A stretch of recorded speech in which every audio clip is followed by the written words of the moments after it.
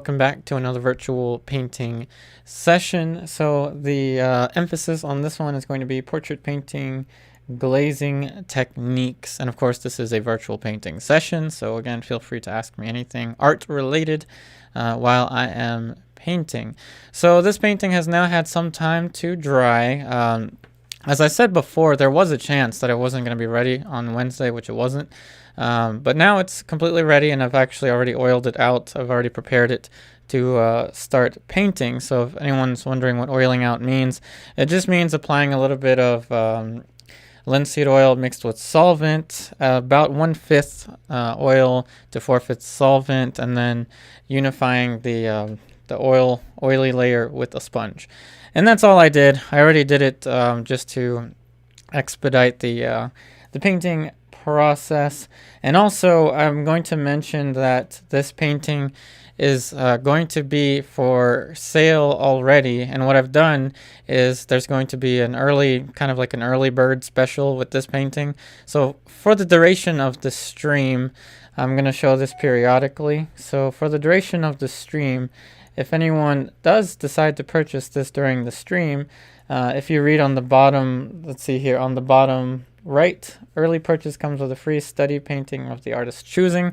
So that will be a bonus painting on a canvas, on a sheet of canvas that will be compressed in the box that comes with the painting, and it will be of my choice. So it will be a surprise. It will be maybe one of the master studies from the past or something along those lines. So a painting on a sheet of canvas. But again, that special only is during the duration of the stream. So I'll talk about that a little bit later. I have links to the painting that's for sale, this painting here. And of course, I'm going to update the picture once the painting, or once the stream ends. I'm going to update the picture on the Etsy shop. So here is the link to the Etsy shop if anyone is interested in this painting. So let's go ahead and get started now. I'm going to go ahead and start to work in the skin tones up here, just because it needs a little bit of a little more depth to it. It's still a little bit choppy up here. So let's get to it. I'm going to use a clean and dry synthetic brush. Hey Cindy, just playing with aqua oil Holbein. Awesome. Hey Naima, Cynthia, Ingrid, Marshall, Edward. I hope everyone's doing well today. So I'm going to use my raw umber yellow ochre. I'm going to start off in the corner of the hairline over here. See, this is just a little too sharp, a little too vague. So whenever I'm reconnecting with a painting, I always like to start off in the edges over here, or at least somewhere simple like around the forehead. So raw umber. As I mentioned, I already oiled out this painting just before filming, which means I applied an even distribution of oil mixed with solvent. I'm using my Venetian medium. So when you are layering an oil painting, it's actually easier to layer darker and to use transparent colors. So I'm actually kind of applying a semi-transparent application of oil paint already, which means glazing. And I don't always glaze in one spot, kind of how everyone thinks glazing has to be. Instead, as you're seeing there, I choose individual areas. Hey Ingrid, you use many different brushes. Are they rounds and filberts? For the most part, they're usually rounds. I think I'm going to end up using mostly rounds. Maybe some large filberts in the background, but mainly rounds.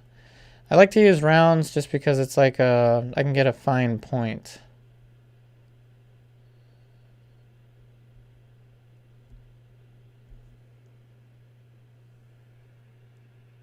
Hey Cindy, you probably will be signing up to your Patreon first thing next month.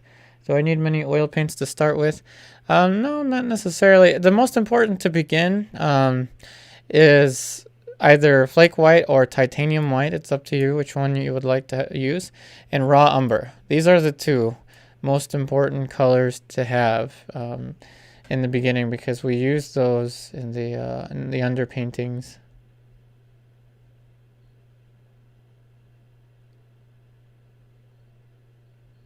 So see how already it's starting to make more sense, this edge here, whereas before it was kind of too much of a straight, razor chop, and now it's a little more graceful. And I've already titled this painting Art and Magic. I kind of like the magical element, I guess, with the nail and the stare that she's giving. And again, if anyone decides to purchase this painting, again, it's for sale right now in the duration of this stream. And anyone that decides to purchase it also gets a freebie study of my choice on cotton canvas.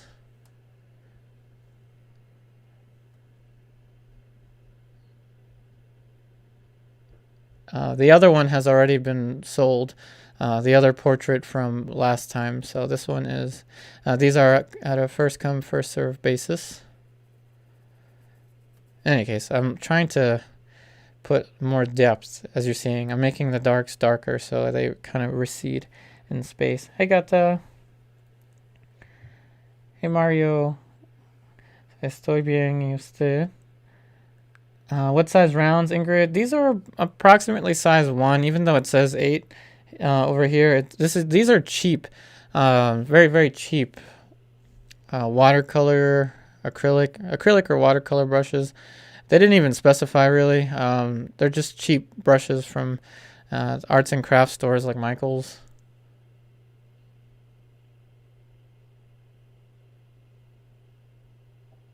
But for recommendations on brushes, I highly recommend the Princeton brand, the Princeton acrylic brushes. So for example, this is a Princeton Catalyst Polytip Bristle. This is my favorite brush. It is linked in the bottom of the description box of this video. Hey Neeks, what's your opinion on painting on a sketchbook? I think we're talking about something that another YouTube creator does here. Painting on a sketchbook is good. I mean, it depends on the surface or the paper that you're using, right? And how you prepare the paper. But I mean, anything that you paint on, it doesn't matter as long as the support is archival. Wooden panels are historically some of the best. Now we do have metal supports now. We do have aluminum and copper. Those are arguably even more archival than painting on a wooden surface. So it really just depends on how archival the surface is. If a sketchbook is composed of panels into I don't know, like if you somehow bind the wooden panels and create a sketchbook out of that, that's possible. But on paper, I don't think paper is as archival. But I don't know. That's just my idea. Hey, the multitasker. I really like your username because I know something about multitasking here. I'm following you from quite a while, and you are amazing. Oh, thank you.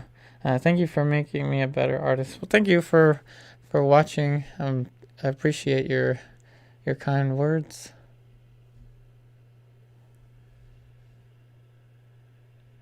Hey, Edward, where can I get those aluminum panels? I would look up Jerry's Artorama. Now I didn't have the best experience buying aluminum panels from them, just because some of the panels had dents, but only on on one side. So I mean, I guess you can take that with a grain of salt, because I was able to pretty much use all of the panels they sent. It's just that some of them had some issues, but I purchased them from Jerry's Artorama. So that's where I got it from, Edward. Hey Marshall, I use Princeton Fine Detail Micro Brushes. Now those are good brushes. Hey Steven. My wife, Rowena, sorry if I mispronounced that, also says hi. Well, say hello to your wife for me. Hello there. Hey, I would have come sooner, but I was stuck in the endless YouTube videos. Um, oh, thanks for joining. I mean, we literally just started. So right now, what I'm doing is I'm addressing the hairline because that to me is the quickest thing that I can adjust with the least amount of trouble, as opposed to starting right in the eyes. That would have been a little. I mean, it wouldn't have been impossible, but it would have been a little difficult. I wonder if anyone has noticed this. So I've actually changed the backdrop of the palette to a more kind of a cool neutral blue. I hope that this looks a little better for you to see the paint mixtures. What I had in the back of this was actually another painting panel. And as I mentioned, once I was starting to run low on painting panels, I would swap it out. And that already happened. I'm already running low on painting panels. So I swapped that surface out with a gray foam board behind the piece of glass from my palette here.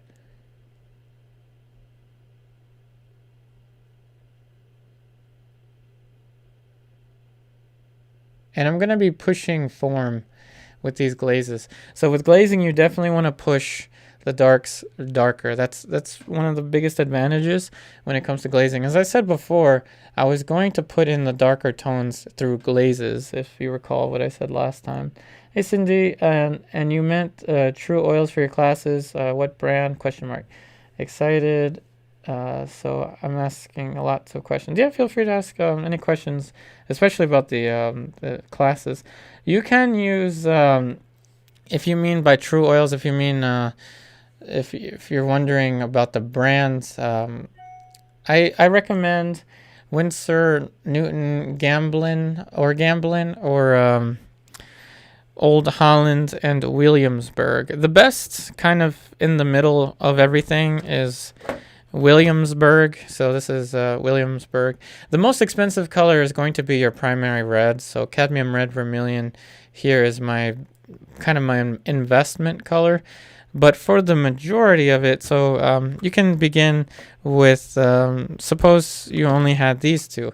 This is titanium white and, this is titanium white here and raw umber. That's perfectly fine. But to be practical, Gamblin or Winsor Newton, since they are artist grade and they're a little less expensive, those are good to use. But for the highest quality, I recommend Williamsburg and Old Holland. There's also other brands like Michael Harding, which I haven't tried yet, but I've heard a lot of good things about them, or about those paints. But I can't tell you from my own experience because I haven't tried any of them yet. Let's see. Hey Edward, can someone type it out? I'm really bad at typing things out when I hear them. Do you mean the Jerry's Artorama? I can type that out. I think that's what you meant. So I just typed out Jerry's Artorama. So if you look up Jerry's Artorama, you can find the exact aluminum panels that I purchased. Just know that you're gonna have to prepare them. You're gonna have to tone them, and you're gonna have to tone them. You're gonna have to gesso them and everything. I recommend my favorite surface to work on is actually listed in the description of this video. It's titled "My Favorite Panel," something along those lines.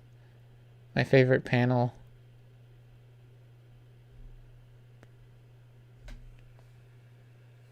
But you can also find really awesome sales at Cherry's Artorama. Hey Neeks, when using a scraper to scrape off dried paint on a glass palette, Doesn't that leave scratch marks? Not really.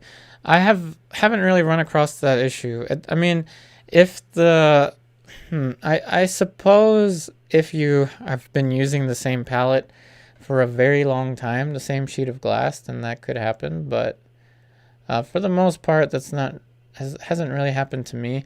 What always happens is that they break eventually. Every glass palette has its day, so that's the only thing that really happens with me. It's just they break. But then I just replace the glass.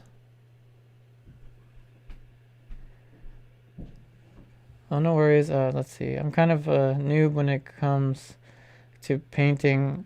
I do commissions in acrylic paints and in Copics. Let's see.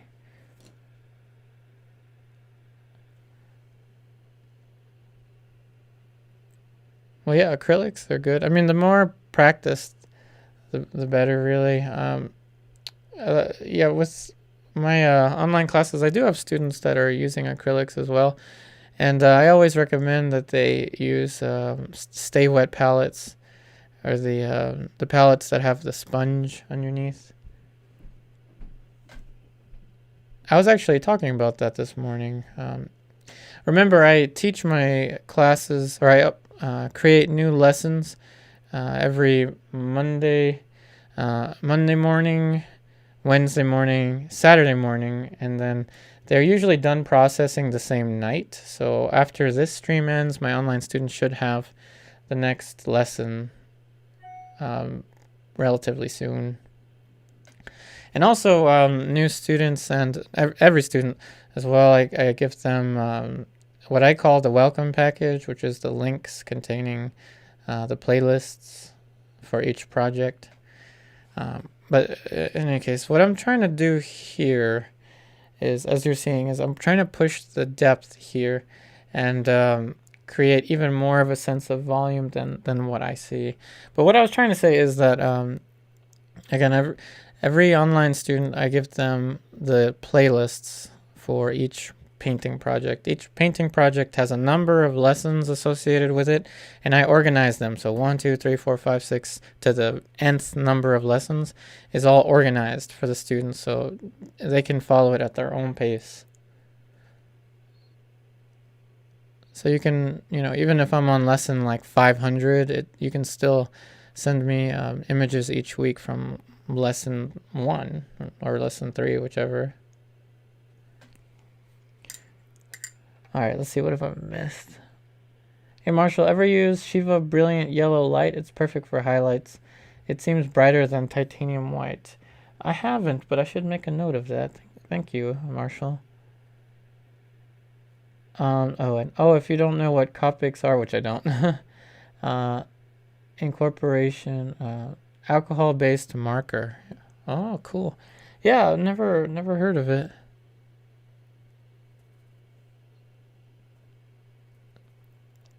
So I'm going to use Flake, White, Ivory, Black, and we're going to drop a glaze in the side of the sclera. A little bit of Ultramarine Blue, Venetian Medium, now a little bit of darker skin tone. See how dark this is here? Let's see if this works or not.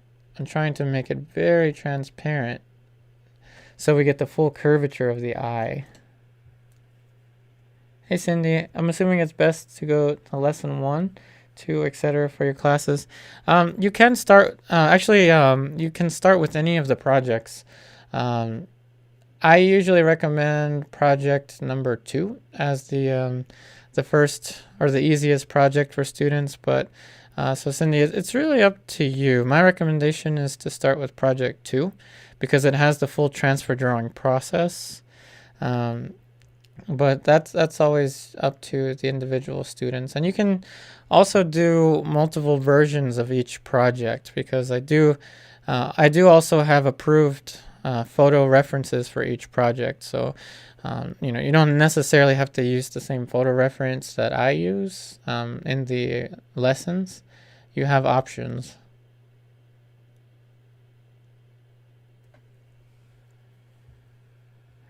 Let's see. Yep, Marshall answered your the question about the stick to avoid getting your finger in the paint. So yeah, mall stick is pretty useful. Because the painting is at kind of like a 45, it's just easier for me to use my pinky. If it was a larger painting, then I would use the mall stick just so I wouldn't put my pinky on the background of the painting. But the mall stick is pretty useful. I seem to have misplaced mine. I don't know if I find it at some point today, I'll show you what I use. But it's kind of all over the place.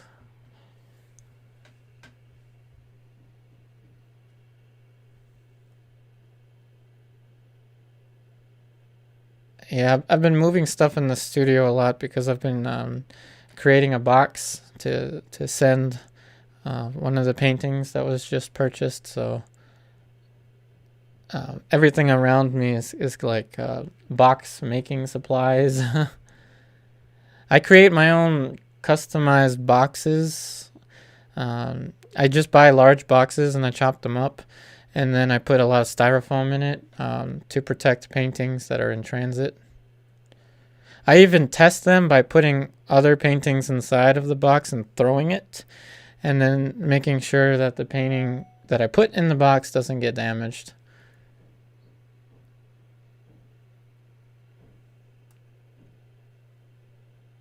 So I'm dropping a glaze in the edges of the eyes. As I was saying, these are glazing techniques, so I'm going to be showing you various different applications of glazes. Hey Marshall, I suggest collapsible mash. Yeah, I've been doing a lot of, I'll definitely make a note of that, Marshall, thank you. I've been doing a lot of research into that. So by the way, as I was mentioning before, this one is already for sale at the moment right now. As you're watching this one is for sale. I also have a special going on during the stream I have a special. So for instance, here is the Etsy Etsy page here. So if you read there, you see the price. I'm going to update the picture once the stream ends with the new image of what this looks like. If you look at the bottom, early purchase comes with a free study painting of the artist's choice. So it will be a surprise study on cotton canvas, but only if the painting is purchased during the duration of this. Ingrid, more old master lessons. Yep. I've actually been doing a lot. Well, not a lot, but I have been doing a old master lesson for the online classes. The problem with the master studies, as I've been doing them before here, is that it's kind of it's more time consuming than any of the other projects, but I can certainly do that.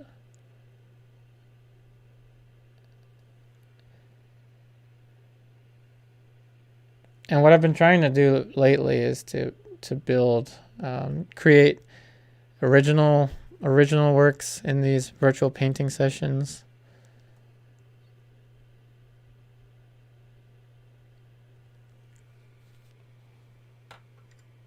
So I usually suggest having a light brush and a dark brush. But right now what I have is like a middle tone brush and a dark brush. So this would be the dark brush.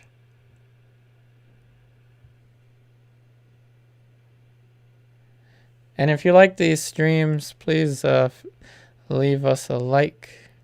It's usually the longer I carry a painting, the less and less attention it has on YouTube, just for a marketing standpoint. So ideally 3 at the most. The problem with master studies is to do it efficiently, it would take way more than 3. To be honest.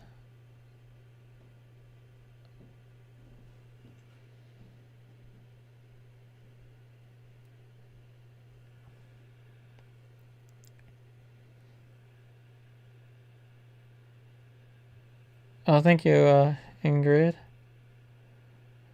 Oh, thank you. I hope I get to 300 likes.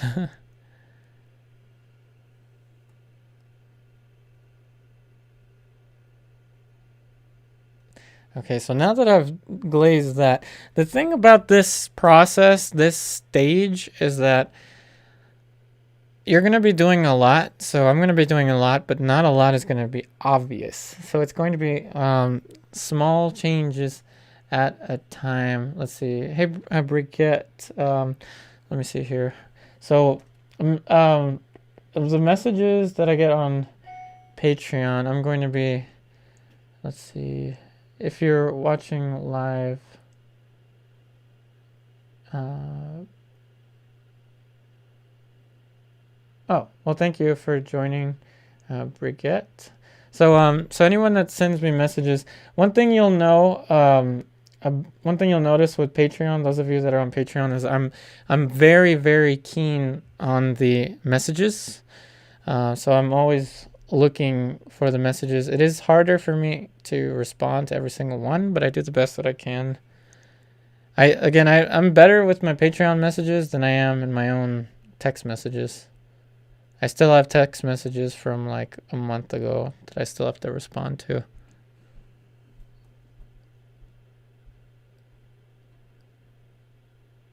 Now I'm dropping a glaze here. So when you drop a glaze, you definitely are at an advantage versus painting everything alla prima, because you can wipe anything off that you don't like, and you can have way more subtlety. See this? Way more subtlety. Ingrid, yes, you can use alkyd to increase drying time, and I think that's actually what I'm going to do to avoid what happened last time. I'm actually going to mix alkyd oil colors into these, so I may end up mixing like alkyd titanium white into this in the future, alkyd cadmium red into this to expedite the drying time. So you can definitely do that. Hey Marshall. Oh, awesome. Sent an image for the current project. Cool. Dragon and her 3 eggs. Awesome. Hey, Cupcake Angel 365. Hello. Hey, Neeks, can you draw a portrait from imagination, no reference? And if I can draw / paint a portrait from reference but can't draw from my head, does that mean I can't really draw? That doesn't mean you can't really draw. Drawing from imagination is it's a good exercise, but it can also, if it's done too much, I conjecture that if it's done too much, it can lead to a certain comfort level in making things up. It's a different mindset when you are making up a character. Well, there goes my pronunciation. But if you're making up a character, I think it changes a little bit of your thinking, at least in my opinion. It is a good, I don't know, like a good exercise to do, especially if you want to do something like character design. But for representational painting, it's kind of hard to speak today for some reason. For representational painting, I wouldn't suggest doing it too much.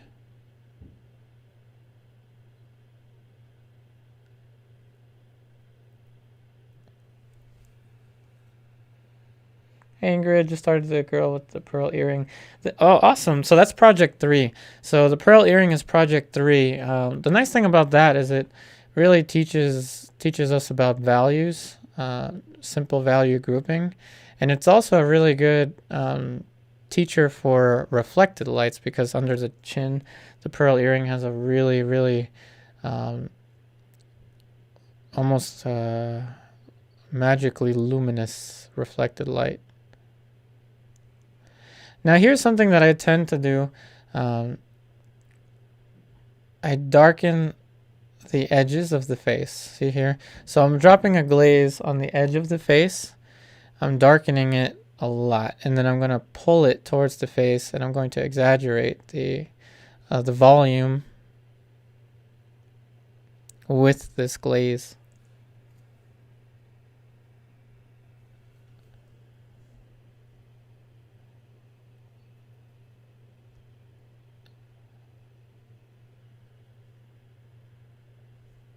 So now more medium. So remember this, since this is the last layer, this is going to have the most medium. Remember, fat over lean means you want to use more oil as you increase the number of layers. Since this is the third, given there was another layer of oil paint under this is technically the fourth layer on this surface. We can use as much medium as we want now.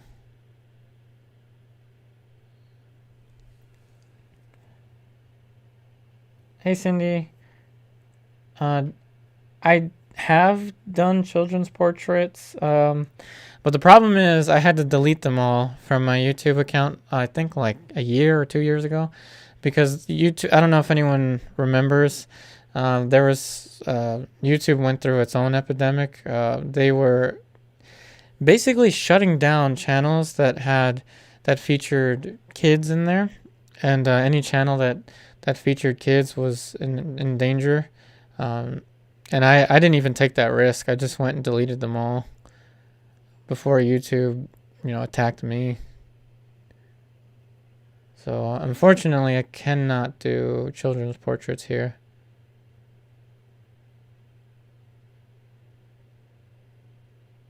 And any artist that does that runs a very high risk with the YouTube robots.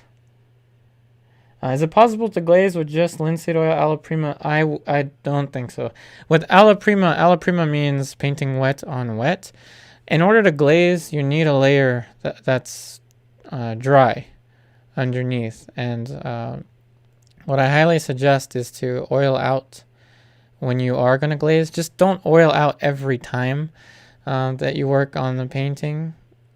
And remember, oiling out just means applying extra oil.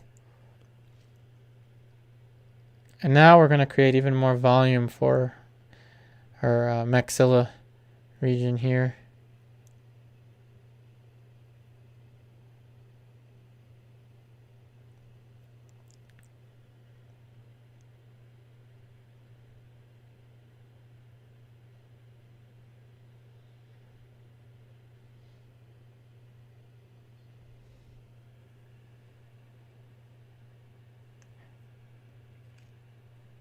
Yep, no problem, Cindy. Yeah, no, that is kind of odd. Hey, Ingrid, Griffin oil paint used today, nice and buttery. Griffin. Oh, the Alkyd, Griffin Alkyd. Yeah, that's a really good one to use. I have it actually over here, so you can see that I do use it in my own studio paintings. So here's the Griffin titanium white. I haven't used it here, but I'm probably going to start mixing it into the flake white. Had I done that on Saturday, then or Monday, then I wouldn't have had to skip a day on Wednesday. But I don't know. I always say tomorrow's never a promise today, so.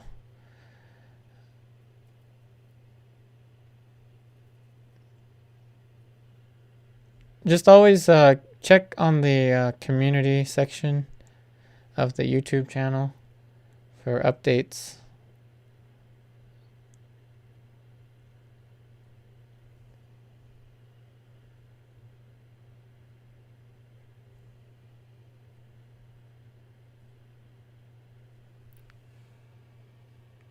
Yes, you can, Mr. Pianoli, yes.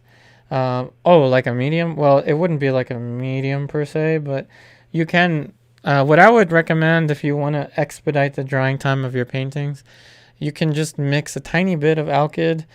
So for instance, like this, you can mix a tiny bit of Griffin Alkyd into your titanium white or your flake white, whichever. But only a little bit, really, because this dries with the quickness. This becomes unworkable in about like an hour. It's incredibly fast drying. So I would err on the side of caution with that.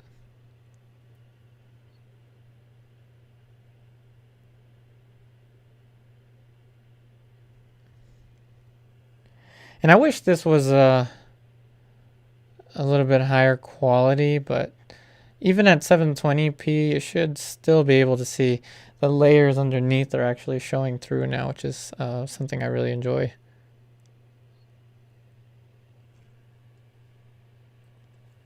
Hey Oscar, Velasquez Medium by Rublev is worth a try. It enables long, ropey strokes reminiscent of Sargent, Manet, and obviously Velasquez. Awesome.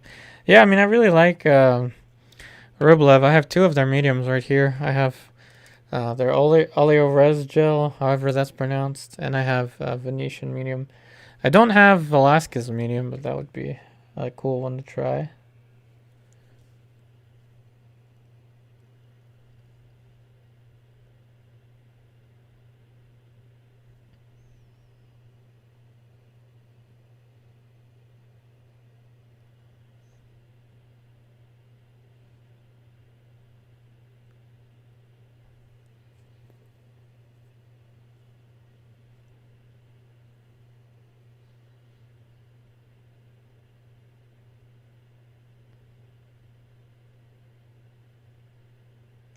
Now I gotta be careful because there's a tendency to make the cheekbone a little too round and too fluffy. So I'm still trying to make sure there's a nice planar arrangement there. But I mean, clearly she does have a little bit more volume around here.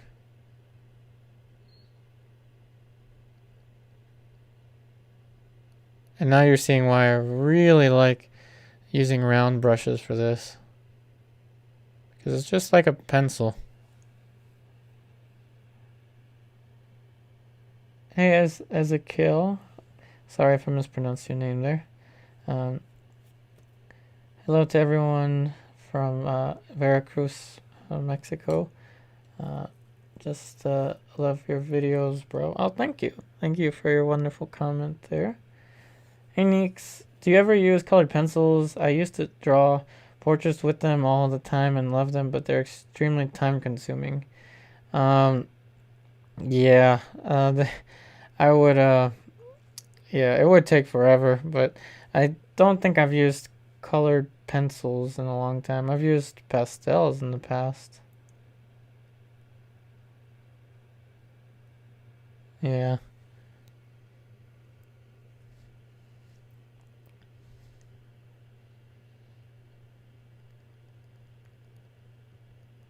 I'm sure there are ways to make it faster, but I just don't know.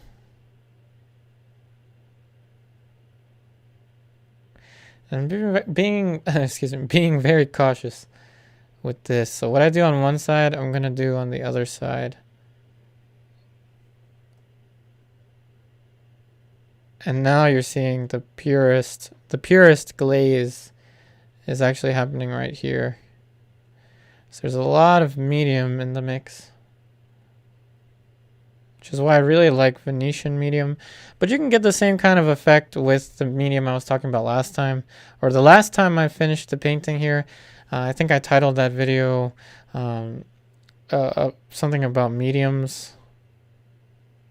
And I definitely suggest Neo Megilp from Gamblin, just because it's easier to acquire. But my favorite one to use is the one I'm currently using, this one, Venetian medium, made by Rublev. So I'm working both sides there. Hey Marshall, I use Liquin fine detail for a medium. Well, that's definitely a good one to use. It does dry a little bit faster, or Liquin does dry a little bit faster than this. But Liquin is good too. It's just I tend not to favor it because of the scent.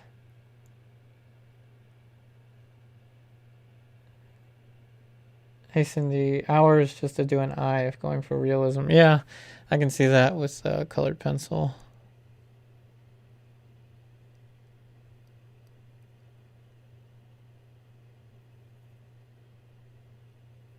And again, if you like this stream, if you like what you're seeing here,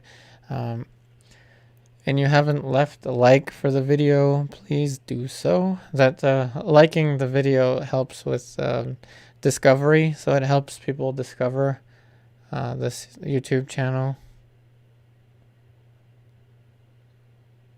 Especially while it's live, I think it helps.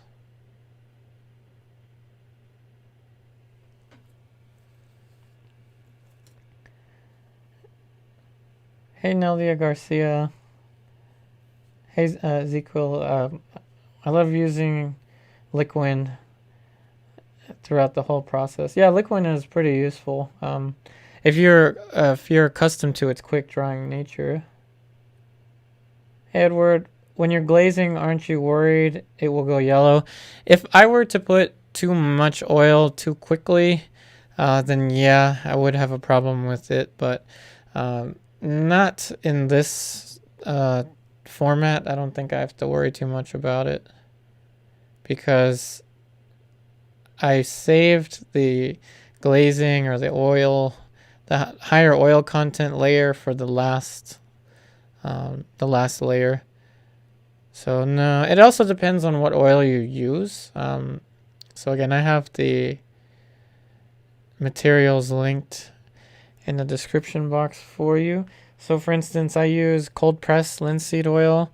It's cold pressed linseed oil, clarified and purified naturally by hand using historic techniques.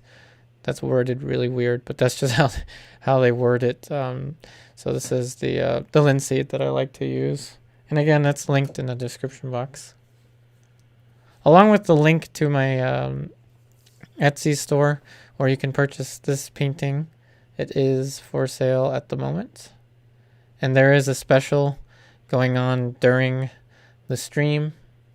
So the special is you get a freebie study with this one on a cotton canvas with your purchase, if you do purchase it during the stream. And of course, after the stream, I'll update the picture.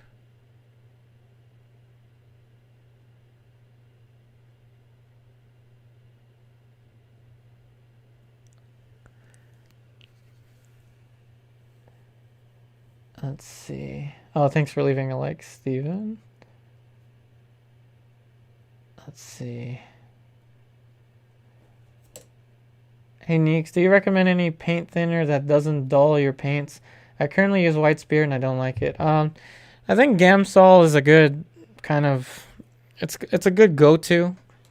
I think that Gamsol is like somewhat like the Toyota Camry for odorless mineral spirits and solvents. So you know how Toyotas last forever. The Gamsol is like, it's kind of that ubiquitous, reliable solvent to use that kind of everyone uses.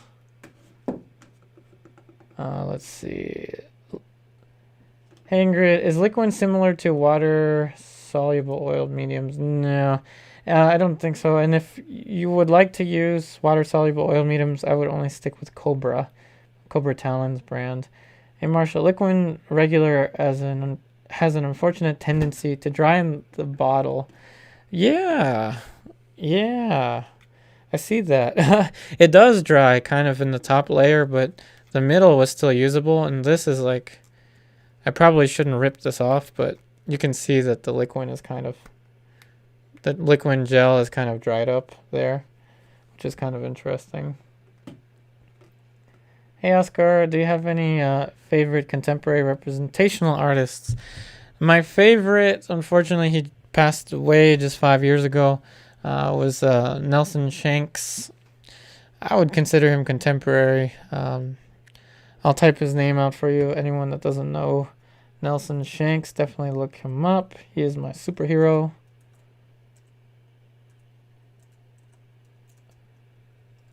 Hey, I'm Kutch.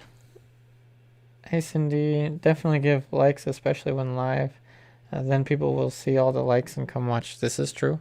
So please like the stream if you do like it.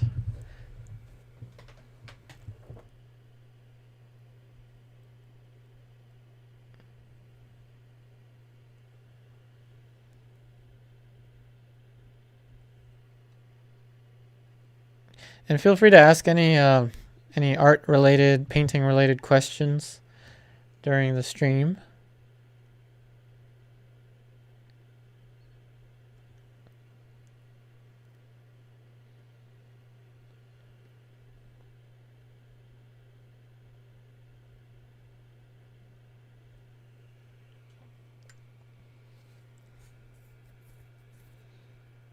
Hey Cindy. Yep, yeah, Nelson was incredible.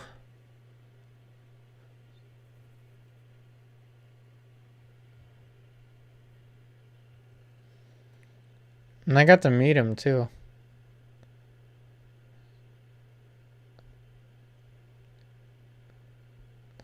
His wife Leona Shanks. I actually took classes with her when I was in Studio Incominati, the school that he and his wife founded in Philadelphia.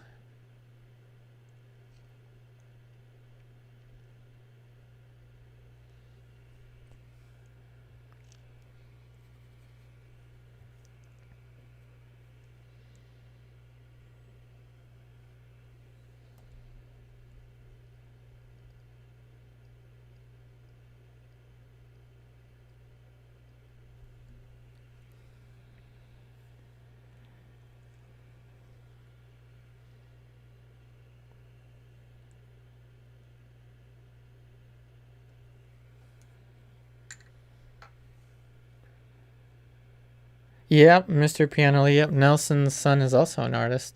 His name is Alexander Shanks. His work is awesome as well.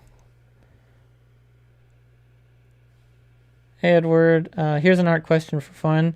If you were to paint with a limited palette for the rest of your life, what paints would you choose? I can certainly answer that because this is kind of a limited palette already. This would be considered a limited palette. So if I could only paint with these colors, I would stick with these colors for the rest of my life. So this is Flake White, this is Cadmium Yellow, this is Yellow Ochre, Cadmium Red Vermilion, Alizarin Crimson Lake Extra, Raw Umber, Ivory Black, and Ultramarine Blue. However, if I could swap out these colors for, higher end colors, if I could swap this out with Lead Tin Yellow, I would. If I could swap this out with genuine Vermilion, I would. If I could swap this out with genuine ultramarine blue, which is lapis lazuli, something like that, I would. And then I would be painting in what you would consider paradise in terms of flesh colors. Also, mind you, I have cadmium yellow in here and ultramarine blue, these two, but I seldom use them in skin tones. I only have these two for landscape and still life to complete the red, yellow, blue. So this would be my limited palette that I would have forever. Hey Julie, Diana1, oh thank you.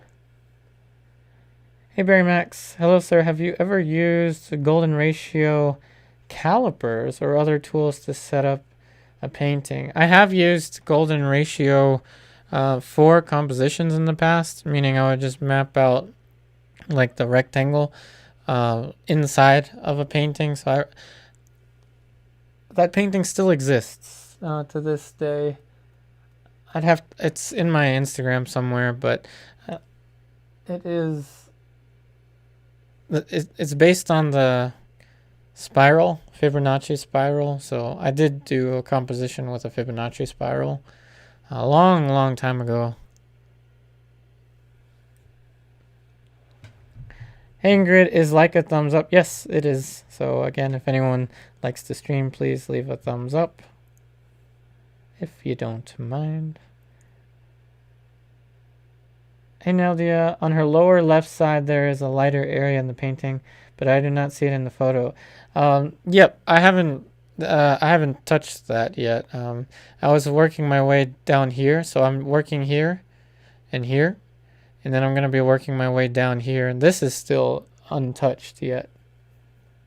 But good eye there, nailed it. Ingrid, Cobra, can you use their quick dry medium and is it good? Well, I don't think their quick drying medium is quick drying. I've used it before. See, the thing about Cobra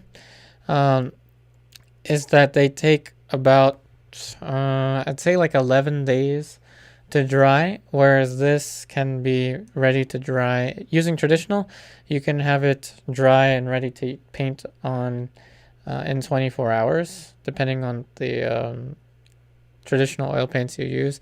But if you don't mind the drying time of Cobra, there's nothing else wrong with it. Not that the drying time is a problem, but that's just something to take note of. I still highly recommend Cobra for water mixable.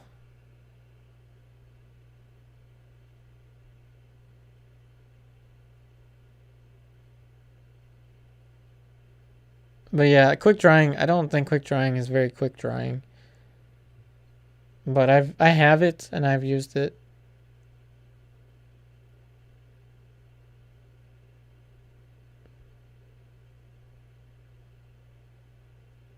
And I still consider it pretty much the only solution that I would recommend if you want to use the water mixable route.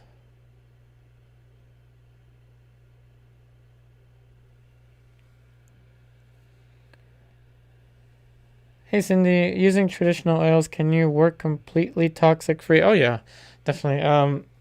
I'll give you an example.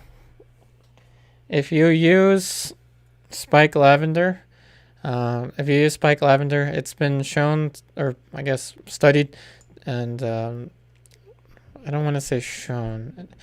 Science always suggests. Science never says anything with 100% certainty, but based on a high percentage of certainty, scientifically, spike lavender is one of the least toxic solvents you can use to clean your brushes and stuff. The only thing is, it's kind of pricey. If you use spike lavender and walnut oil for your oil and your medium, you are pretty much non-toxic. I don't think there's anything toxic about those two. And then what you have to do is swap out your cadmiums with cadmium replacements. You'd have to swap out lead white with lead white replacement, and I think that's it. And then you're completely non-toxic. But I mean, this to me can be non-toxic because I'm not touching anything. I'm not putting my fingers in the paints or anything. Even though I'm using lead and there's lead in this, there's lead in this medium, I'm perfectly fine. It's not like I'm consuming the materials. I'll tell you what, the worst thing you can do is sand a painting, an oil painting. That's probably the worst thing you can do, because if you sand it, then you release all of the particulates in the air, and then you breathe it in, and then that's not good. But if you sand while you're wearing a mask, then you're probably going to be fine, since we're all used to the masks now.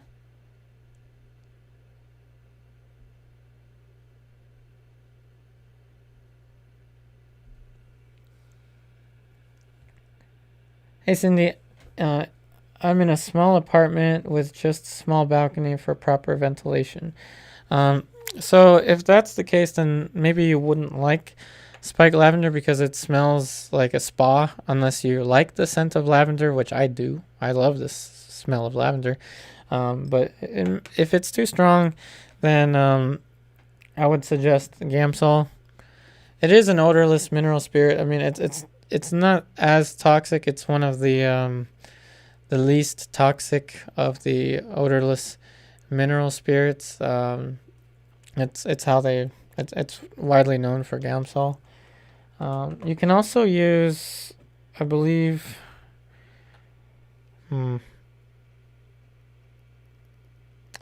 poppy seed oil. I think you can also use that.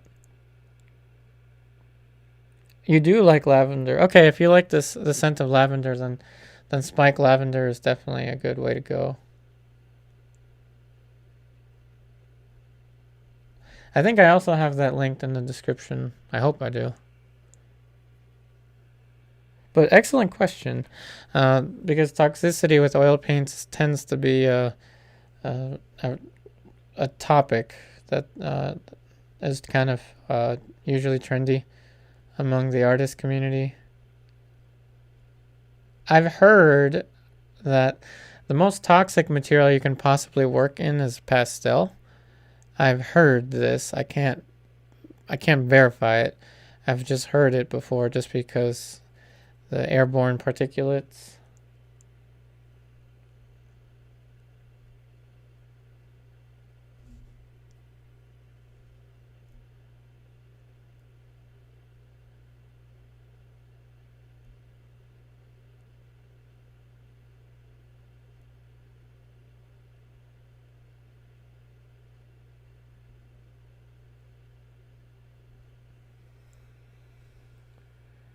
Yep, no problem, Cindy. Hey, Marshall, I've not tried water mixable oils yet, simply because I don't have the resources. Well, the best thing you can do in terms of saving money with oil paints is to, I would definitely check out this store here. So definitely check out Jerry's Artorama. I do have Amazon affiliate links in the description box, and they do give me like a small royalty if you do purchase from my Amazon links. But I will tell you that Jerry's Artorama usually has the best sales that I'm aware of when it comes to painting materials. So definitely check out Jerry's Artorama for the sales on the materials. Let's see. Hey, Luke, pastel is not toxic. I don't think any manufacturer uses toxic pigments. Possibly. I mean, I can't say that it is. It's just what I've heard. You know, I'm not someone that uses pastel. It's just something I've heard. Now, I do think that modern materials that we use these days, for the most part, are not really as toxic as we think they are. So that applies to pretty much everything. But thanks for pointing that out, Luke.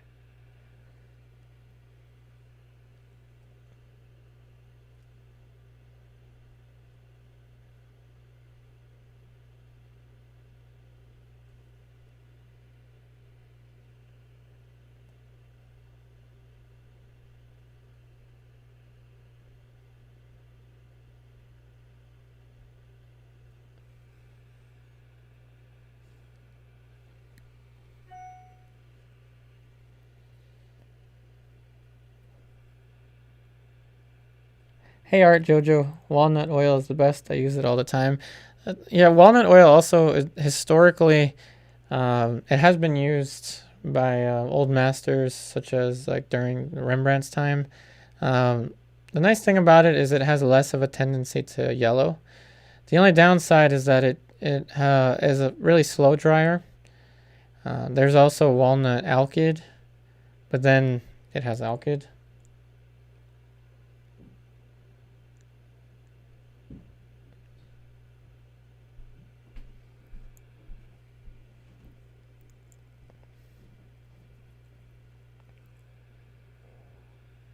Hey, Mr. Pianoli, Unison soft pastels still use lead, I think. Oh, okay, so that's something to note.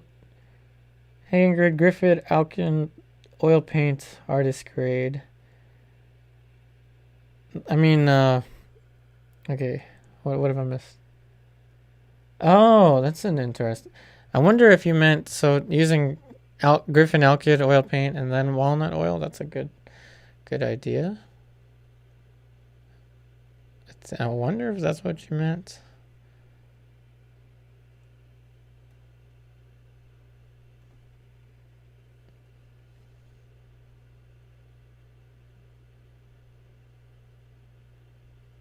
Now, before long, I'm going to decide what to do with the background, but I still have plenty left here with the glazes.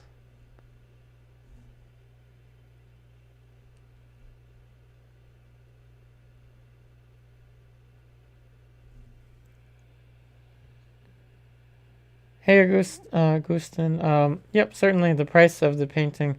This one, again, is already for sale, and it's at a first come, first served basis. Right now, this is the only portrait that is available on my Etsy. The other one has already sold, but here is the image, and I'll also post the link for everyone. So here is the price along with the special.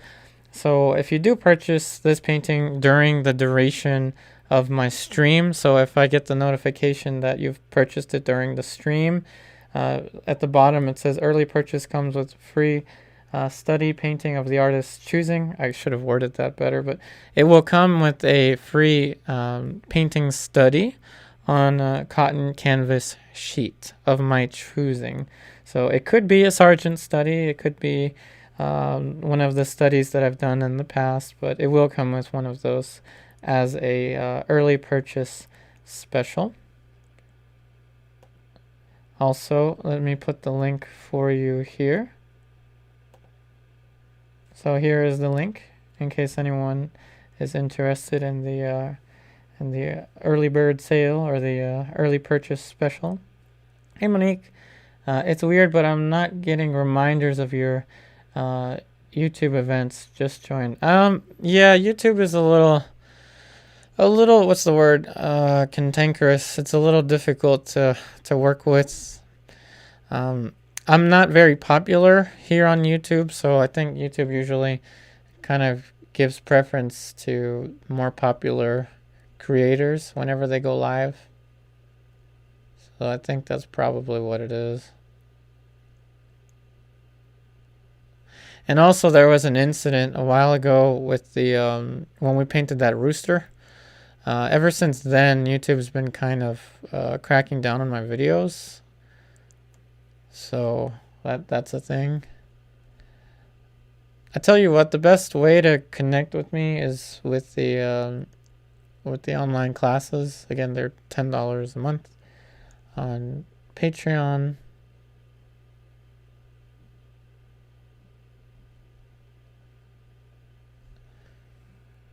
It's a little more difficult with the YouTube public streams. Hey Edward, is there a problem with Alkyd? Because another artist I followed loves Alkyd. I don't see any problem with Alkyds. Hey Barbara, I'm working on an American Indian with jet black hair. My the darks look dull. What would you suggest? Yeah, Barbara, definitely. And your paintings are coming out wonderfully, Barbara.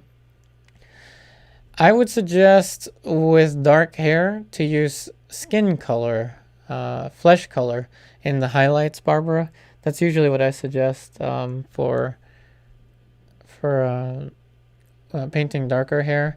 I kind of tend to paint. I guess everyone has their preference in. Okay, so let me check. I think the painting is now sold. So I'm going to have to update to you. Hold on a second.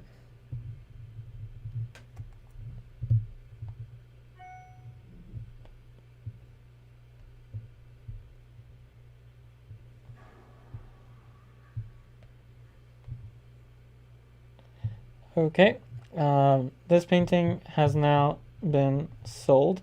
So as I was mentioning, this is a first come, first served basis.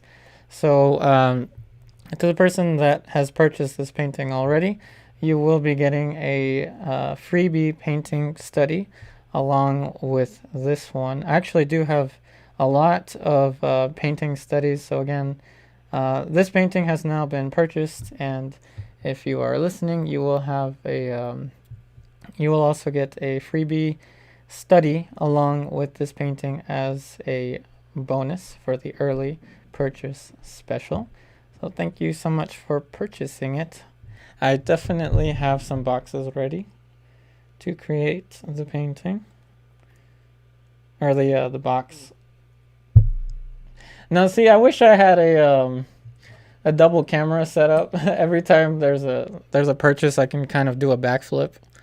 You know, that like happy feeling. So thank you. I'll do a backflip after the stream ends.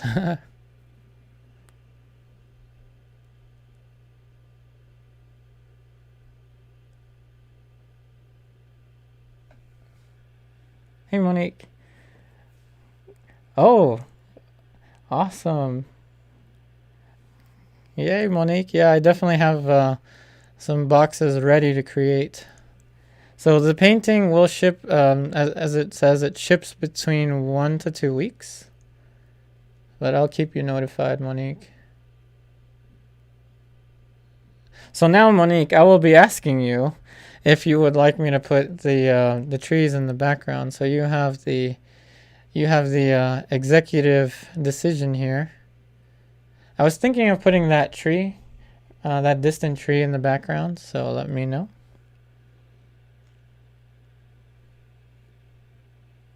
Oh, thanks, Cindy.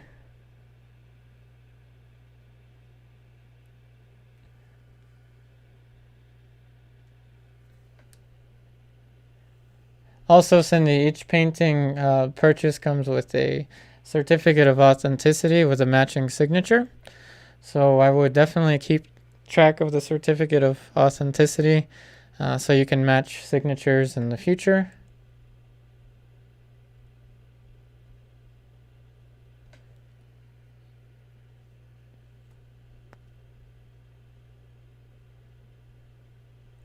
Thank you so much, Monique. And I'll be doing my celebration backflip after the stream ends.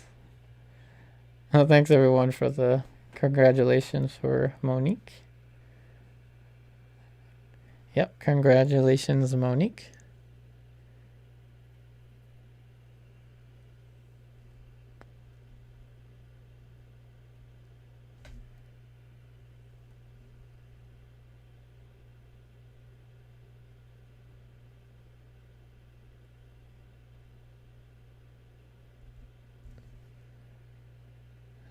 Maybe what I'll do in the future when I can have a multi-camera setup, I'll do like a celebration happy dance for you each time a sale is done.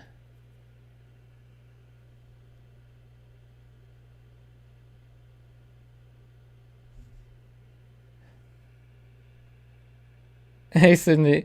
Actually, you know what? I used to be able to do flips. I used to rollerblade and when I was younger, and I could do front flips, which apparently was harder for people to do, but for me it was a little more simple.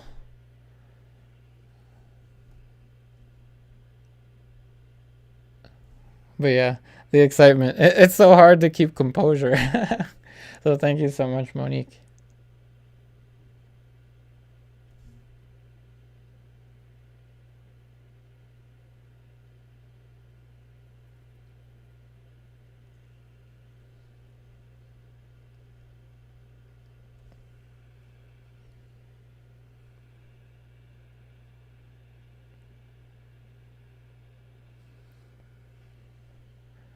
Yep. Thank you, Monique. And I will definitely be contacting you on Etsy.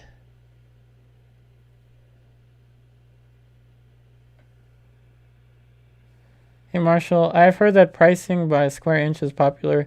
What would a reasonable amount be to charge? I was using square inch before, Marshall, but I instead what I'm doing now is I'm keeping everything the same consistency. Even if I spend, this one I've clearly spent longer on than other paintings. It's just it's a little bit easier to keep track of the pricing that way.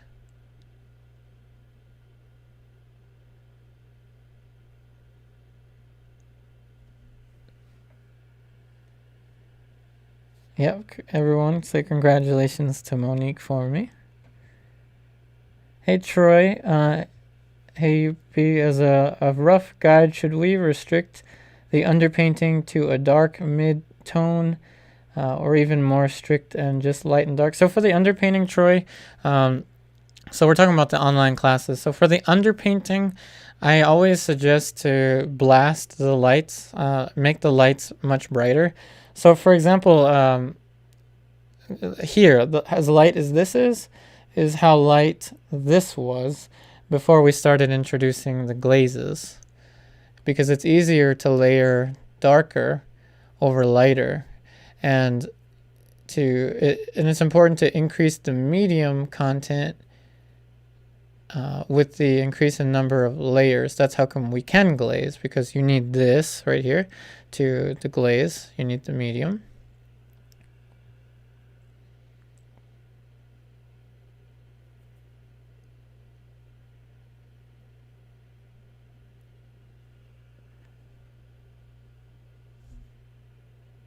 I'm just actually varying the color a little bit on the cheekbone. I don't see it in the photo reference, but I know that it kind of should be there. So I'm going to push the light. And again, I'm trying to hold my composure.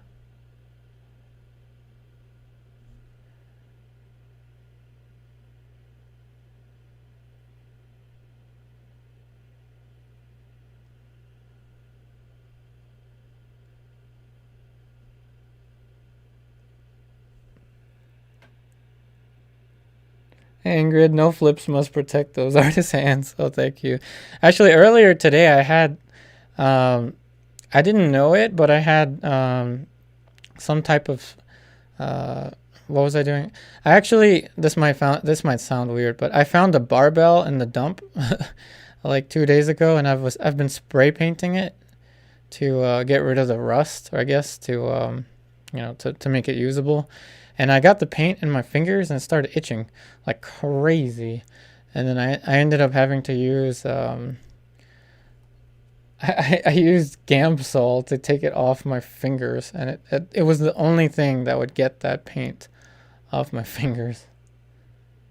I know I should have wore gloves.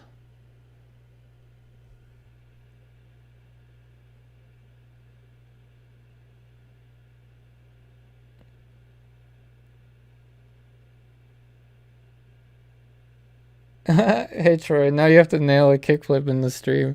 Well, I can skateboard, but my main thing was rollerblading, so inline skating.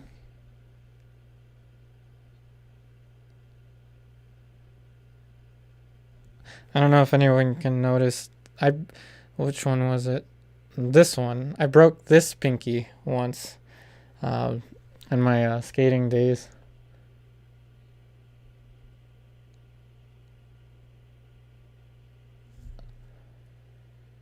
Just random facts. I should talk about the painting process more. So notice how I've just transitioned into more of the Alizarin Crimson like extra. This is a wonderful color to use around the side of the cheekbones. Hey Marshall, I hate latex gloves. Yeah, yeah, I understand.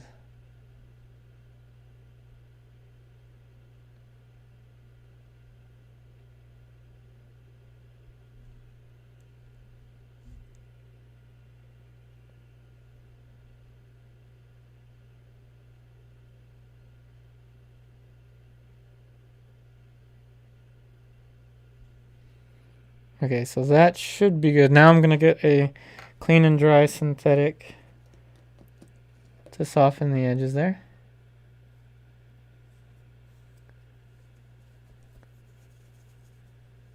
Hey Cindy, grass would stop me from rollerblading.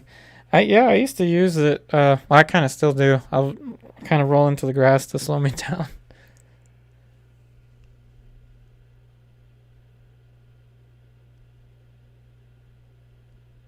So now this is a clean and dry synthetic. So another thing I do when I drop a glaze on the side of a form, remember I darken the corners of the form to exaggerate the illusion of form. Oh, thanks, Monique. Yeah, definitely. I'm using now a clean and dry brush to soften this edge right here. And it's only going to take a few marks, and then this will be done. This area right here. And then, Monique, we're going to have to decide if you would want me to put the background, the trees in the background. It could distract.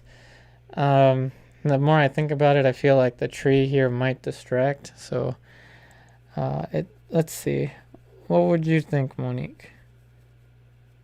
Since you're watching this and you're going to have this painting in your collection, so it's up to you if you want me to put the branches and trees in the background, or just continue to render the render through glazing on the face.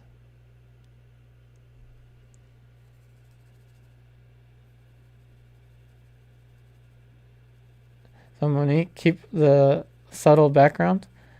So does that mean you want me to put the trees in subtle or just keep it like this? It's up to you. Well, it's actually up to both of us, but I'm asking you.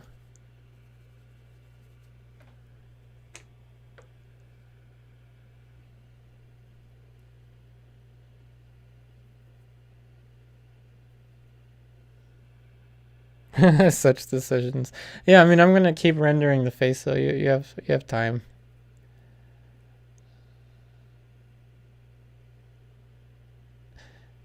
And so everyone else watching, I'm relying a lot on raw umber because it's not as transparent as alizarin, but it's a fairly transparent color that you can use in glazes. So raw umber is just a super useful color in many ways.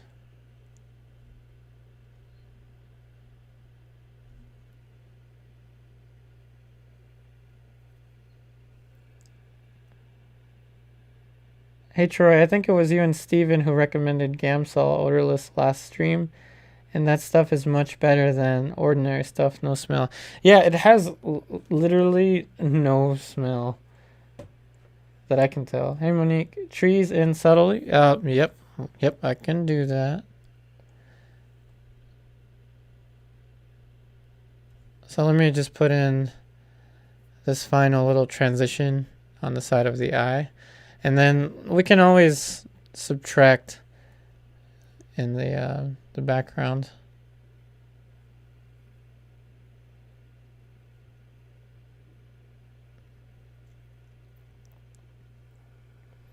Hey Ingrid, trees distract. So Monique, what do you think about Ingrid's comment about trees distract?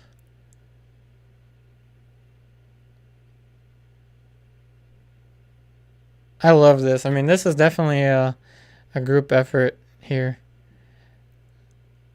And the dialogues that we always have about art and life are very, I think are very meaningful. And I always say that this is a group effort between all of us.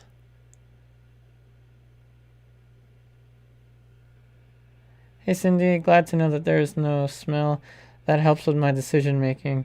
Yep, Cindy, and if you want to be like super on point with the oil painting best practices with Gamsol, what you want to do is buy a metal trash can from the hardware store and store your oily rags and your rags with solvent in the metal trash can. And what that does is it helps in case there are any, sparks around the painting area, painting surface, that there won't be any fires. My metal trash can, I think, was like $15 or something. Hey Monique, I think as long as it has a sense of her being outdoors, I'm good. Yep. What gives the outdoorsy quality, Monique, is the reflected light on the hair and the bluish tones in the background. So I think I'm going to go ahead and start to do that.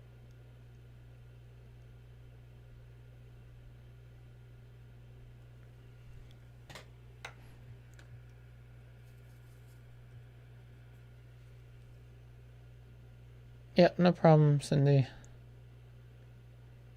So see how I'm kind of feeding the glaze into the surrounding shapes there? That's how I can modulate the edges there. Hey Neeks, is it a bad idea to use a hairdryer in between layers to avoid the drying time? That works really well with acrylic, but I think that the effects that a hairdryer would have on oil painting drying time is 0 to none. The best way to expedite the drying time is really to keep track of which oil paints you use. So if you use like Alkyd oil paints, it'll dry the fastest. If you use Old Holland and Williamsburg, it'll dry reasonably fast. If you use Winsor Newton, it'll take a little bit longer but manageable. If you use Cobra Talons, it'll take up to 3 weeks.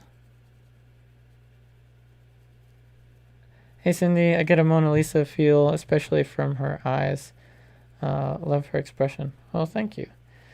All right, Monique, we are going to put in some of the kind of bluish tones in the background and maybe vary the color in the background a little bit without... I think what may end up distracting is the dark edges or the dark forms of the trees in the background. So we can kind of bypass that and still get an outdoorsy kind of feeling. So let's do it.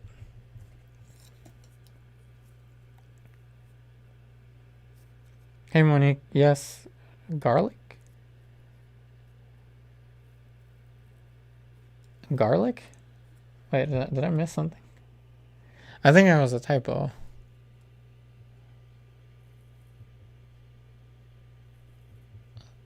So remember I said I have ultramarine blue and cadmium yellow for backgrounds, landscapes, still life. Oh, thanks Monique. I do think that pushing a little bit of the bluish light kind of will help in the background. So for instance, I usually test a spot like that. And of course, what you see in the screen is going to be a little different than in real life. Usually in real life, it does look much more harmonious, the colors.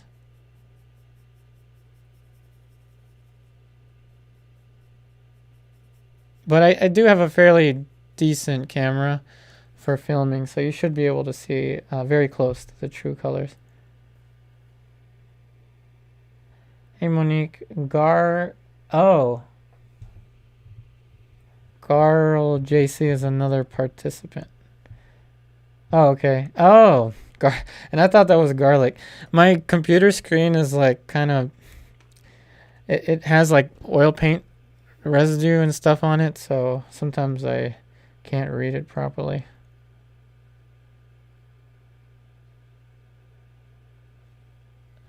So let's add some of these bluish tones.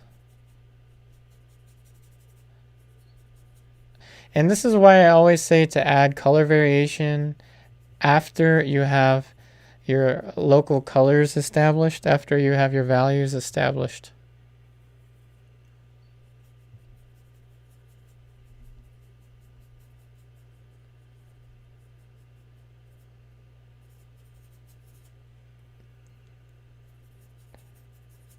Now I'm not going to add that blue color everywhere, but it is going to be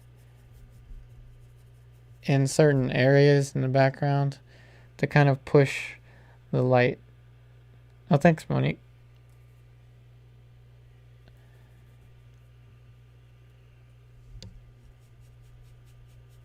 So over here, we're definitely going to push this. And at the same time, we're going to add some more strands of hair in the background. And we're going to push the pink.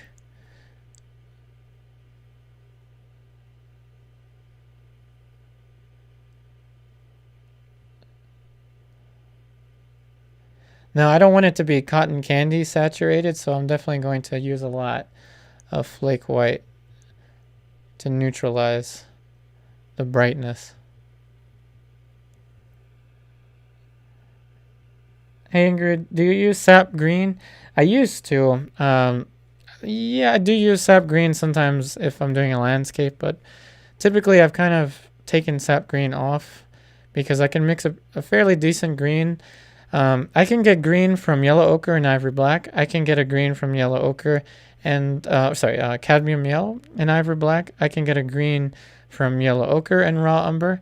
I can get a green from basically endless number of green tones can be achieved through just 2 yellows and 2 blues and raw umber. So typically I don't really need sap green per se. But sometimes I'll put it on the palette if it'll save me time mixing paints.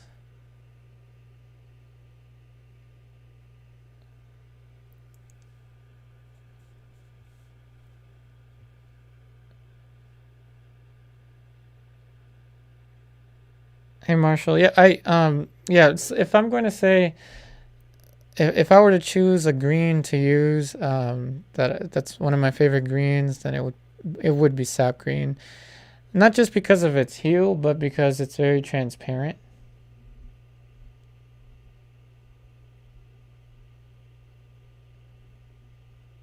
And it tends to mix pretty well with alizarin. So I always used to say sap green and alizarin are two colors that were kind of made for each other.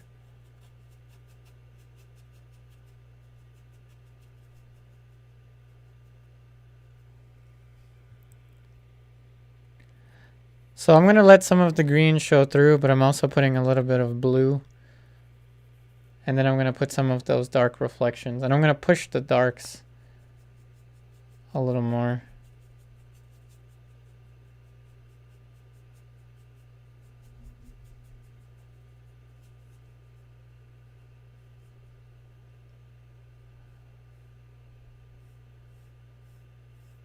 So this is one thing I really like about backgrounds in paintings. Classical paintings, if you'll see like a lot of 17th century and such, you can see the layers all the way through to the underpainting, especially in the background. And that's something I really enjoy to create, that kind of sense of seeing all the layers underneath. So that's something you will get to see in person, Monique. You will get to see the layers all the way through to the underpainting. It's kind of hard to see in camera. I can vaguely see it, but it's kind of there. Like over here, you can still see the under layers.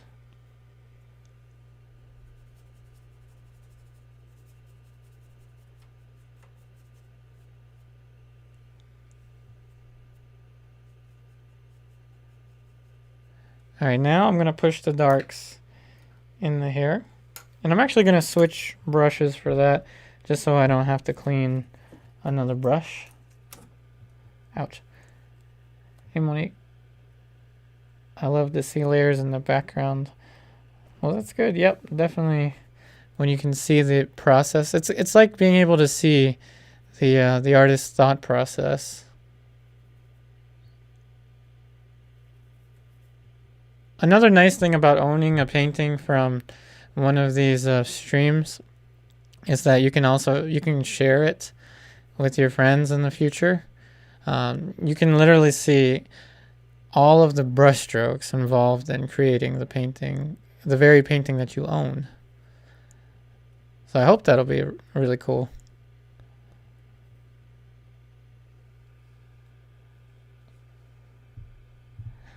I do think that, yeah, it does add depth. You're right, Monique. Being able to see those layers. So let's see, how much darker can I go? That does get fairly dark. It's kind of hard to see, though, on camera. Yeah, it's a little hard to see on camera. But it does go, I think, one shade darker.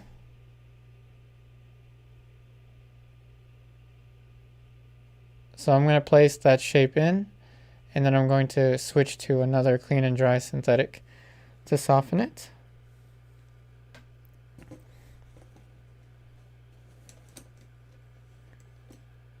Oh, awesome. Definitely, Monique.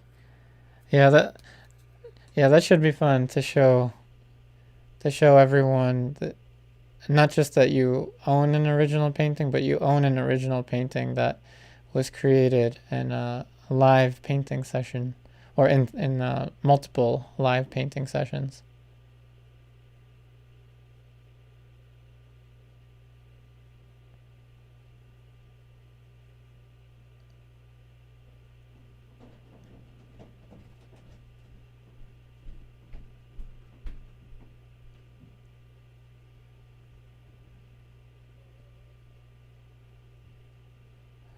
So now that I've pushed the dark here, unfortunately it's really hard to see on the camera, but it will help a little bit to put more depth in the painting.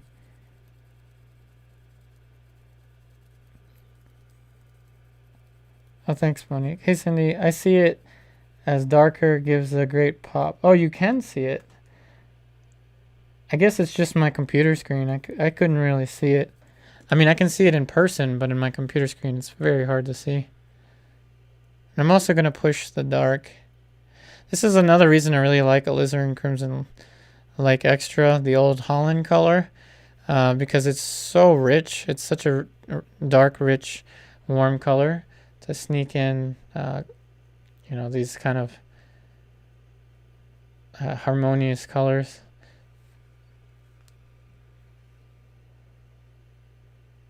So I placed the shape in there, and then I blend it out with a clean and dry synthetic.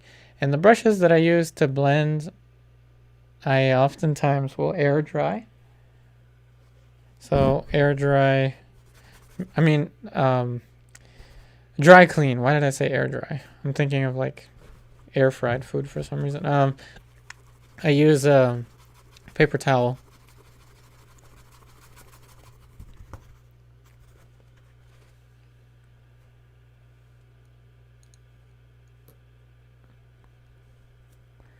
Hey, Cedric.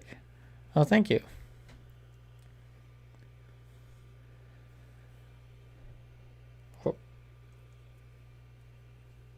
Okay, just picking certain areas to push darker, and then I'm going to start to put that reflected light there. Or not reflected light, that sky color.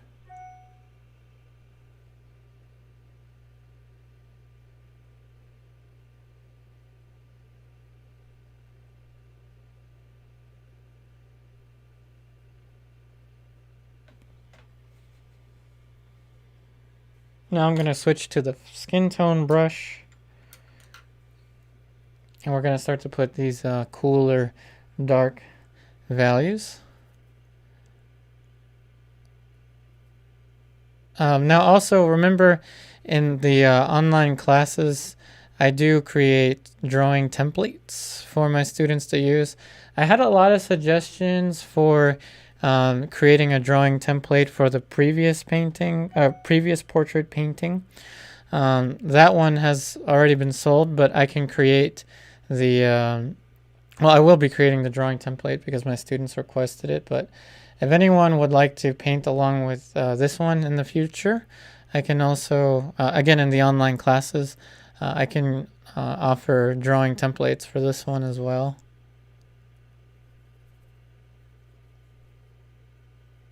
So that's another thing that you get in the online classes.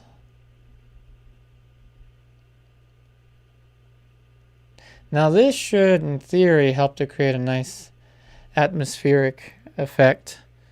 Now I'm very cautious not to use blue in the hair, because if I use too many cool colors, it will look gray. So I'm going to use warm colors that are not as warm as this, and it will optically look like I put a blue, but I didn't.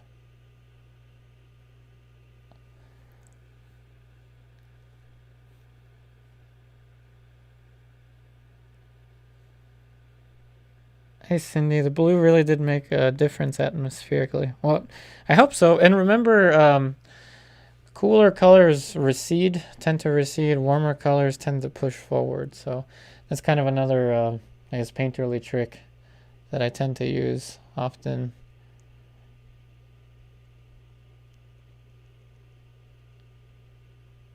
All right, so now we have a little more of the light from the sky in the hair.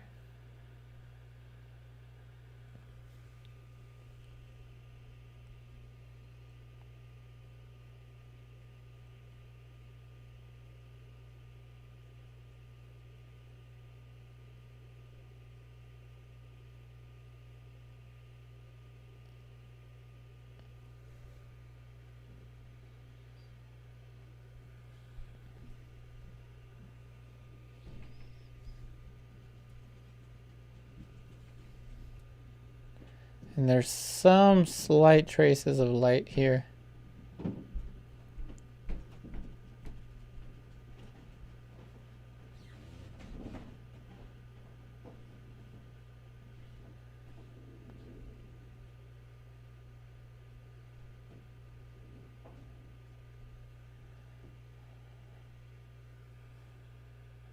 Hey Cindy, sounds great. In the class, can we draw the portrait ourselves without the template if we choose to? Oh yeah, certainly. The template is just to help students with the drawing, with the outlines. In fact, I can just show you. I was a little bit afraid of, for someone to screenshot the templates, but I think I can just show you on the iPad.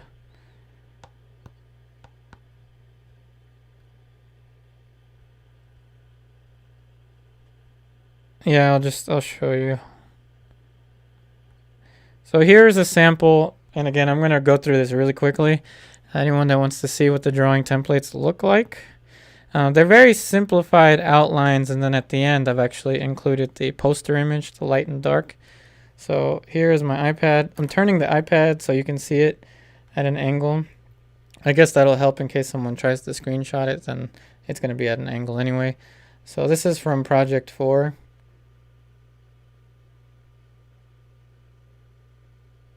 There you can see the template close up.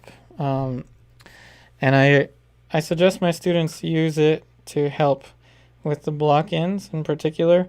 And what I usually do is I hand draw them and then I correct any kind of perspective issues that I see in the photo references. But again, this is what I let my students download for drawing references. Again, the online students.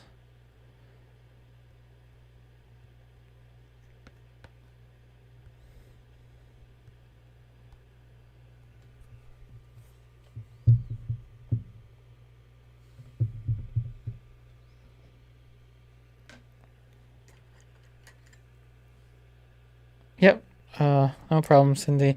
And I do check, and I do memorize. I know my students by first name. I have received some emails of, I guess, students claiming to be students on my online class, but they never registered. So I'm very aware of the students, or their names and everything, so just another thing to make, I guess, clear. All right, so now we have a little more atmospheric perspective in the background. What I'm going to do is push some more of the lights in the hair.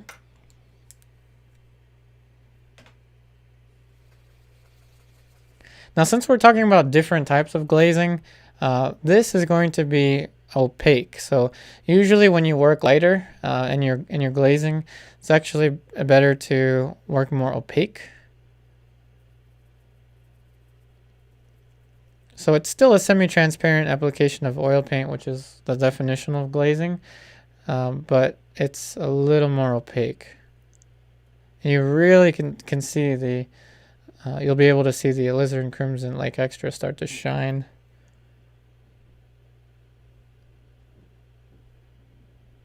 And this is definitely only a color that I've seen possible with Old Holland. I've never had another alizarin this powerful and this deep as Old Holland's.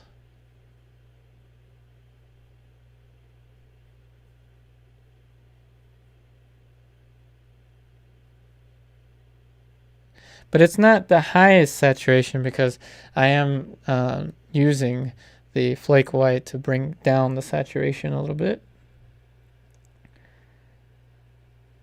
Hey Cindy, let's see. Oh, okay. I think I answered. Hey Marshall, I'm watching this on my iPad. Awesome. Hey Troy, I've got some 7mm plywood left over. Would that be appropriate thickness for portrait on wood? It depends on how big. If it's like 11-14, there might be a chance that it would warp. Let me see what 7mm looks like. Oh no. I can usually measure millimeters easily with my caliper, but my battery died. Well, As long as you're working no larger than 1114, Troy, I think it should be fine. I don't think it should warp.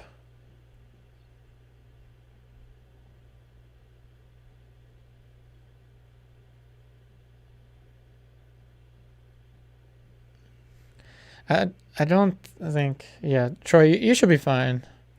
Just my brain kind of paused for a second there.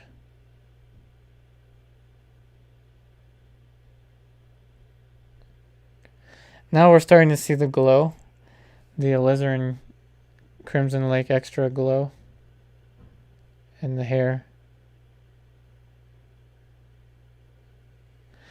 I think that the trees would distract a little bit. I'm kind of with trying to remember who wrote that, but I think the tree would distract back there because the composition is kind of like a centralized triangle with a glow, luminous glow. Hey Monique, oh, you already have a place to hang the portrait. Awesome. Yeah, definitely send me pictures if you don't mind. I want to see where you hang the painting. I mean, if you don't mind.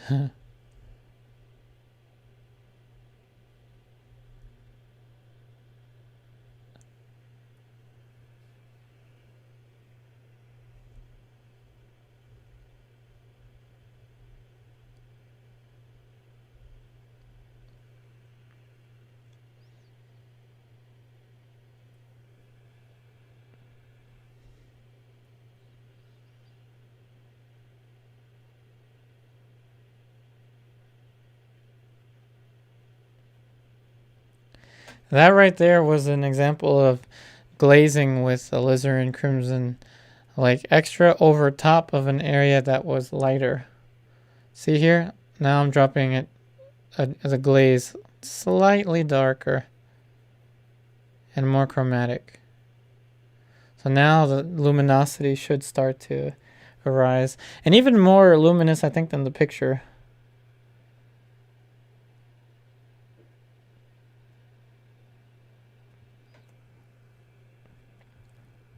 Oh, awesome. Yep, Monique. Can't wait to see it.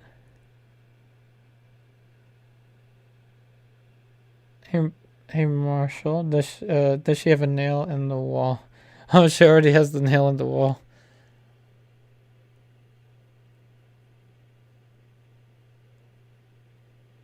And I do have several other paintings available. Anyone that is interested.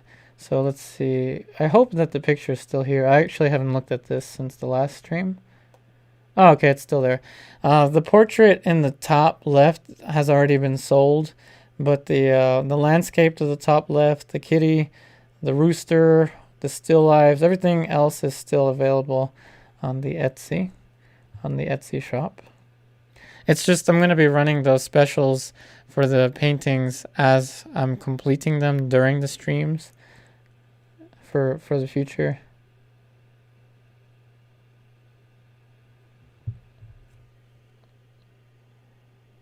Yep. Definitely very exciting, Monique.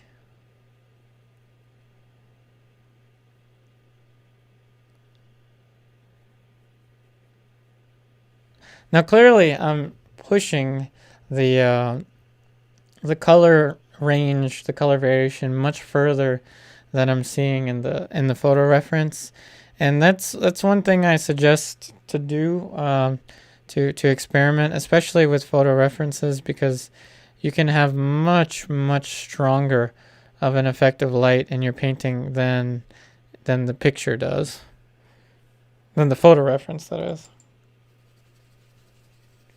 Now I'm going to push some more of the darks in here.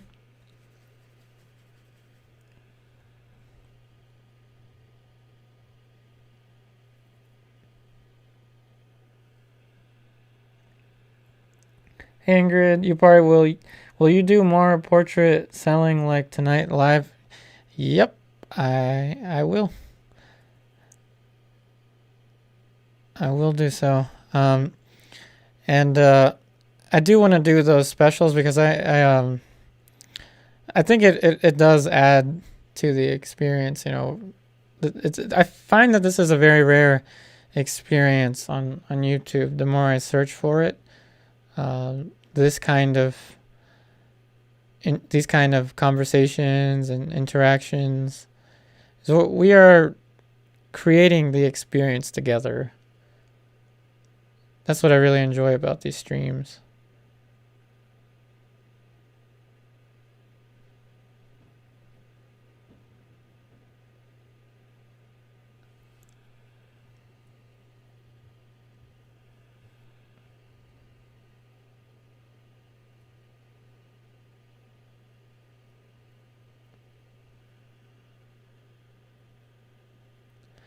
And see how I'm using the Ultramarine blue with the Alizarin Crimson Lake extra combo to put in these darks. Fun fact, colors like Ultramarine blue and Alizarin Crimson look different in UV light, in sunlight that is. Why? I don't know. But they do. If you ever look at a painting in indoor lighting and then look at it outdoors, you'll see that the colors look way different outdoors.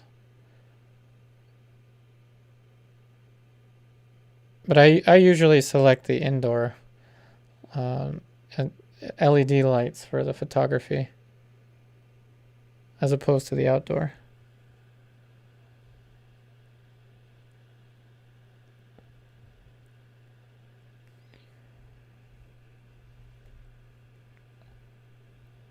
Hey Alberto, yep, we are live. Am I from South America? I paint too, but at a basic level with oils. Nice also about the sales. Oh, thank you. Yeah, I definitely want to do, I want to turn this into a thing more frequently to have I definitely want to have the specials when a painting is being completed. My family is from Peru. More specifically, they're from Lima, Peru. But I was born and raised in Maryland, USA.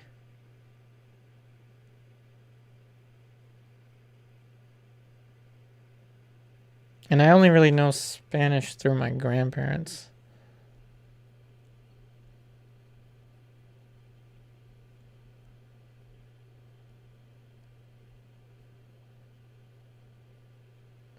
So I'm dropping glazes here and there in the hair to create more depth.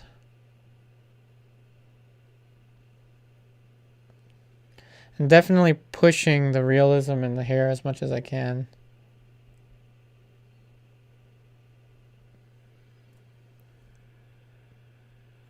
Oh, you're from Miraflores. Awesome. Oh, wow.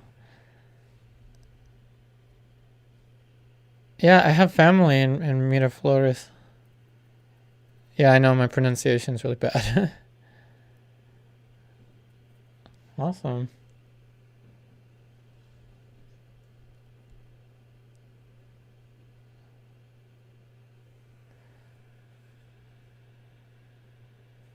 Hey, Cindy. Oh, entonces tú entiendes español también. I also learned from my mom, or from mine from Oma. I can understand it better than I can speak it. Let's say that.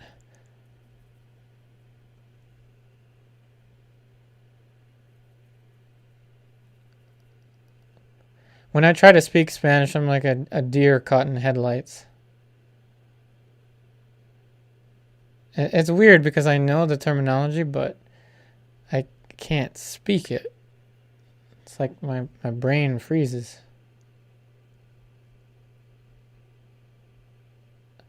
But now you see how I'm transitioning from opaque to transparent. So it's like switching gears in a car. When I'm anticipating when it needs to be lighter, I'm going into this puddle, which is more flake white. When I'm going darker, I'm switching gears to this one.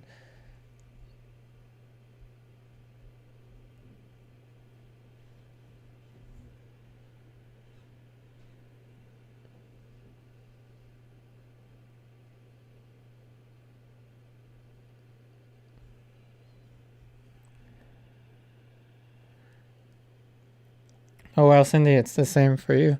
Oh, so you can relate with me. Awesome. Yeah, my fiance is actually the same. Her family is from Mexico, and she can understand Spanish really well, but she can't speak it very well. I I, uh, I think she can speak it better than me, though she may say the opposite. But yeah, we're both like that. We can understand it, but we can't speak it, which is weird. Hey Monique, I'm glad you loved the hair. I'm starting to put the more realistic hairs now over top of this area. Hey Pablo, forehead doesn't look like natural skin color. Well, I mean, to each their own. It's a little bit of a different skin complexion in contrast with the light.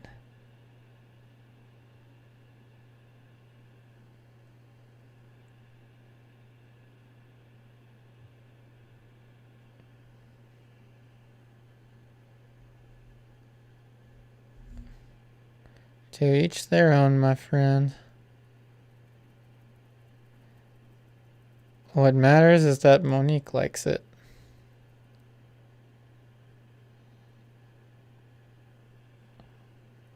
So Monique, are you okay with the forehead, or should we adjust the forehead?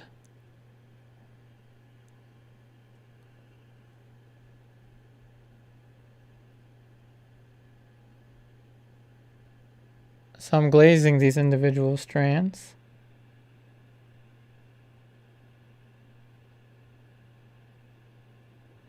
And Eldia, I teach Spanish online if you want to improve. I definitely have to. But right now, I'm pretty much full-time. I'm pretty much doing 2 full-times with art. So anytime that I'm not doing art, I'm doing art.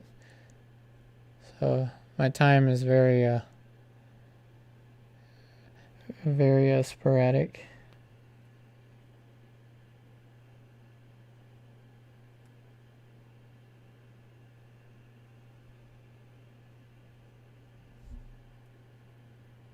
But definitely, Neldia, if you want to send me links to my Gmail, I would love to check out your Spanish lessons.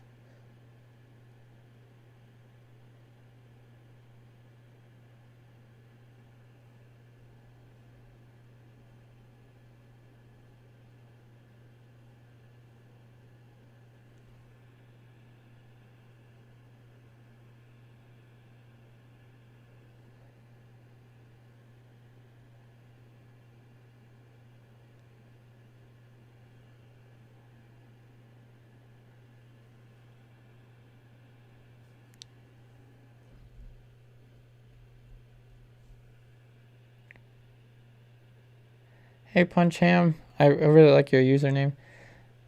Oh, thank you for the congratulations. Yeah, I mean, I must say I'm very excited. I'm happy that I'm always happy when one of my paintings finds a forever home. And I definitely want this to be part of our experience together in these virtual painting sessions.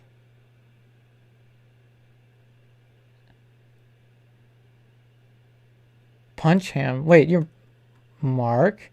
Mark? No way. Mark from Micah. You mean my Mican? No way. Now I'm definitely going to do a backflip. Awesome, man. We got to catch up.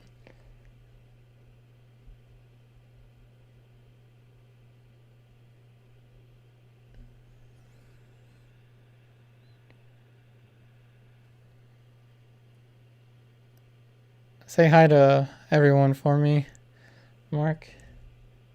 I miss you all.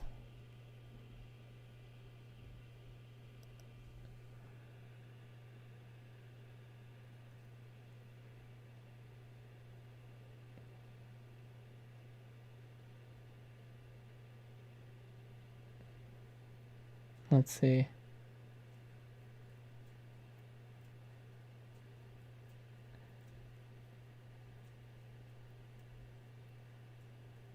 Hey Pablo, I like how you draw her clothes. Texture is Is that academic approach, or it's something that you figured works for you?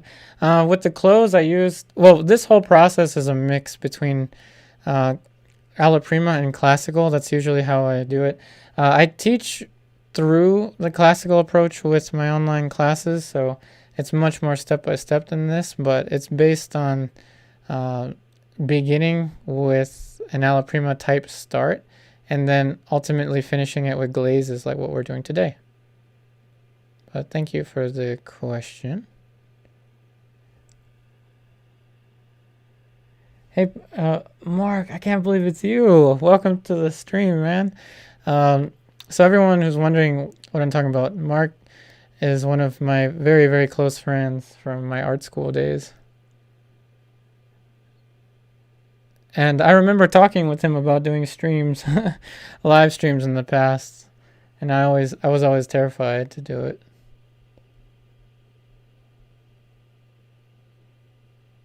Thanks for joining, Mark. I can't wait to see the artwork that you've been creating.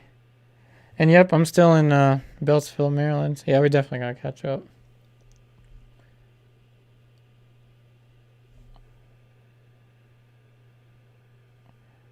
Oh yeah, Mark, by the way, I'm getting married to Lucy.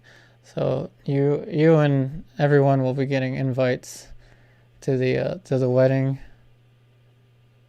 It's in March.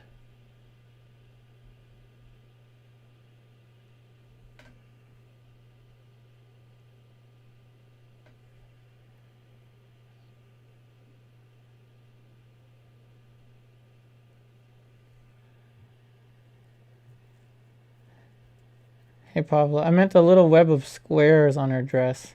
You didn't draw it as it is, but you did something different. Oh, yeah, I definitely did edit it. And I talked a little bit about it, or a lot more about it last time as I was painting it, but I did edit it. And thanks, Pablo. Oh, thanks, Mark. Yeah, I think Lucy posted something about it on Facebook. I don't know, but I'm like rarely on Facebook. I should be better about that.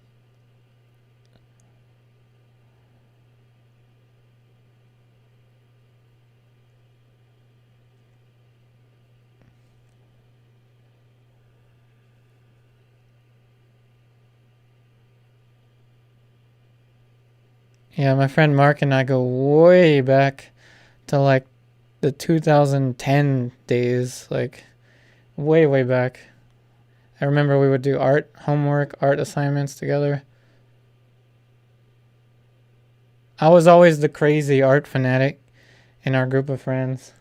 I mean, we were all crazy art fanatics, but I was a little crazy. Still am.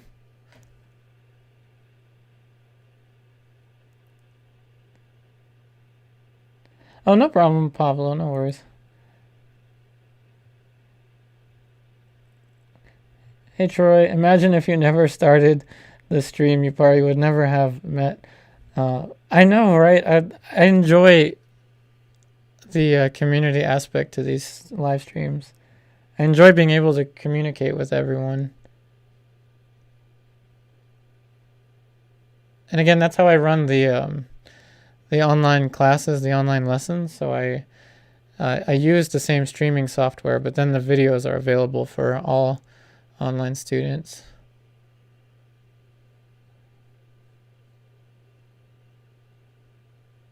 Took me a while to figure out the technology.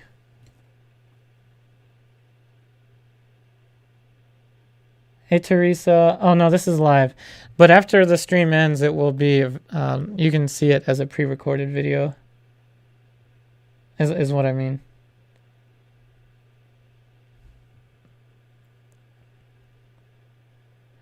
Yep, this is live.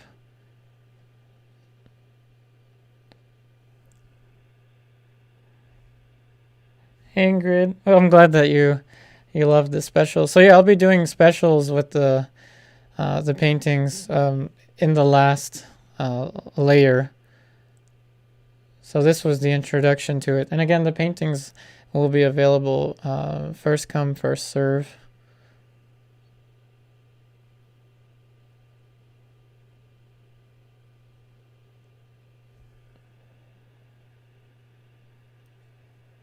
Hey Marshall, when I was in high school, I drew uh, disembodied eyeballs on my homework assignments. Oh wow. Hey Mark. All right. Well, thanks for joining, buddy. Yeah, we'll catch up. I gotta send you a message on Facebook.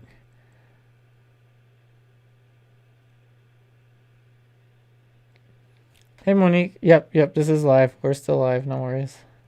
So Monique, what do you think about the skin tones in particular? I think the skin tones are pretty much done here. I might bring down this light a little bit, but I think for the most part they're pretty much done.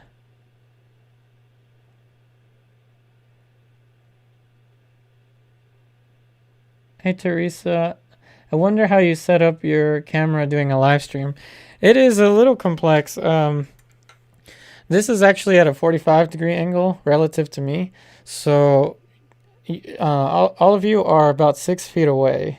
Maybe 5 feet, I don't know, like maybe 5 or 6 feet up in the air, and then zoomed in.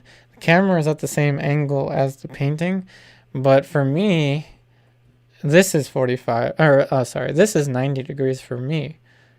This is 45 degrees for me, but then 90 degrees for you. Oh yeah, Monique, we had a comment about the forehead and things. I think the skin tones are pretty much there, but do you have any complaints with the skin tones here? It's ultimately up to you because you are the owner of this painting now.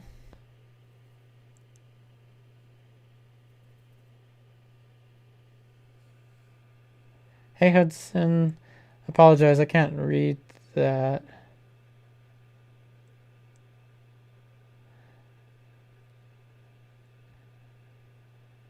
Hey Monique, I see a shadow on the left on the forehead. I missed that. Let's see. This shadow? Oh, no, it's great. Okay, yeah, just let me know. I can adjust it. And again, this is such a wonderful experience for, hopefully for all of us, because you can now see me with painting in real time, in person, communicating with the new owner of this painting as this is being developed. So I think that's a really neat experience. I don't know anywhere else on YouTube where one can experience this live. And the community aspect of this is amazing. I really love that about this. And you're seeing the glazing techniques in real time. You're seeing how the most important thing in glazing, I think the most important thing is to know how to transition between transparencies.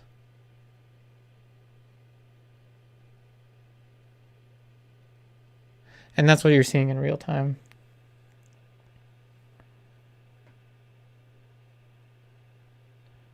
Oh, no worries, Monique. Hey,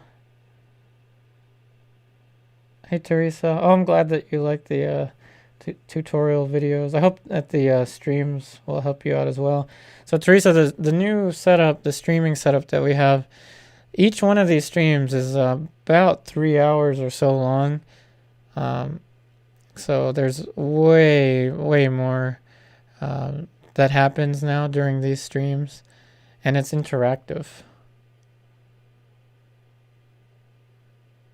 And through the usage of a little bit of computer code, you can read all of the comments here as the stream progresses. Oh, I'm glad that you like this, Alberto. Hudson, I apologize, buddy. I can't quite read the comment. I apologize for my lack of understanding.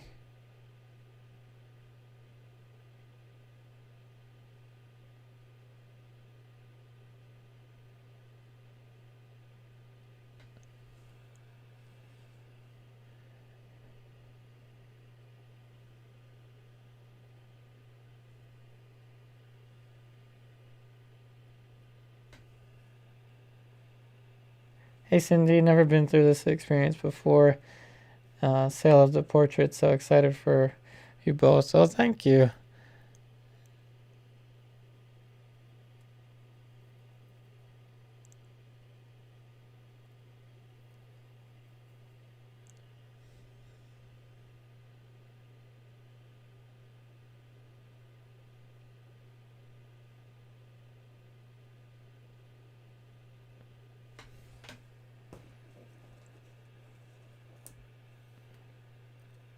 Hey Troy, did you celebrate with the drink? Uh, let's see. Oh, thank you. Um, what will I should celebrate with a backflip or a wheelie. I don't know, one of the two.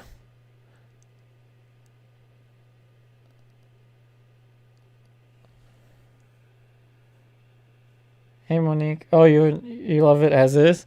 Well, I mean, you have the well, we both have the final say because this is both of our decisions. I think what I'm going to do is add a little bit more depth beneath the chin here, and then put a little more information into the nail.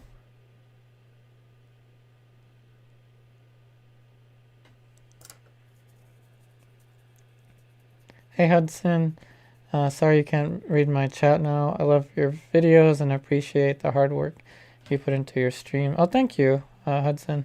I apologize I couldn't read it before, but thank you. So now that I've done all of these glazes here and here, I'm gonna now put a little more depth underneath here through glazes. So I'll show you how I do that.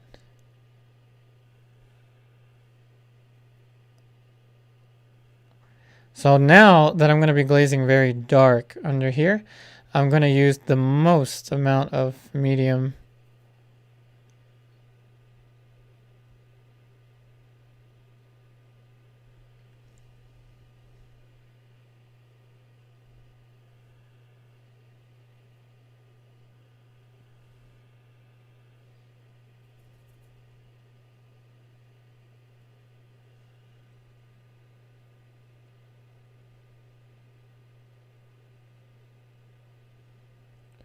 So what I'm going to do is just paint it right beneath the edge here. And it's going to look weird for a little bit. Don't worry. It's going to look a little strange at first. But then I'll show you what to do with this. So next, I'm going to get another clean and dry synthetic brush. And I'm going to kind of modulate the edge with it. But what I want is this very faint, dark shape.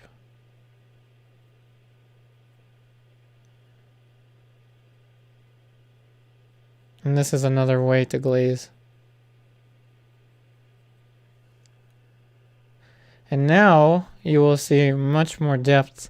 Hopefully the face will look hopefully like it's pulling forward a little more. So I usually don't glaze one entire portion at a time.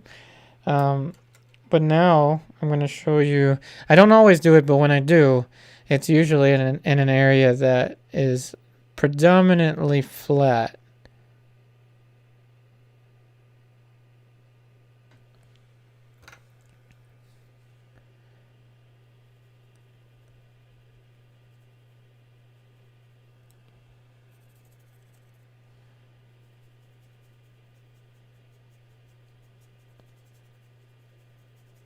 So since this is predominantly flat, I have glazed through the entire area. Hey Ingrid. Oh, thank you. I'm thankful for everyone here, everyone that's commenting and interacting. Of course, incredibly thankful to Monique, of course. I just think that this community that we have developed here on YouTube is so wonderful.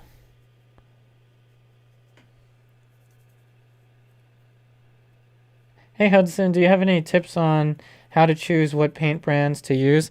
I suggest that I suggest that one always goes with artist grade or professional grade oil paints.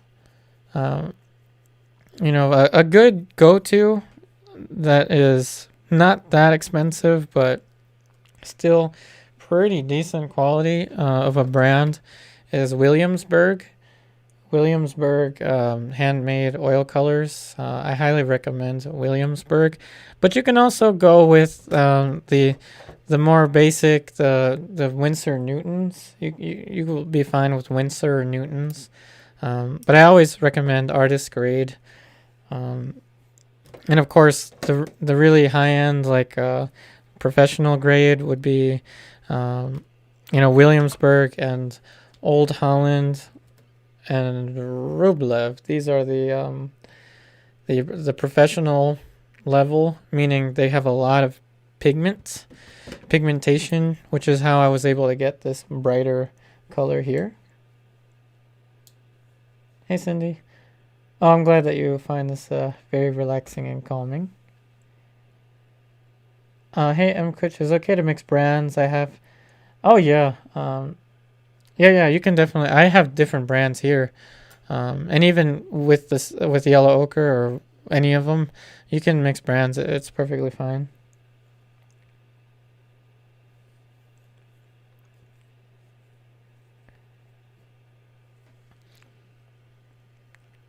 Alright, so now I'm going to look for any areas that lack depth. This lacks depth a little bit, so I'm going to adjust that edge. So you can see how I kind of work all the way down towards here.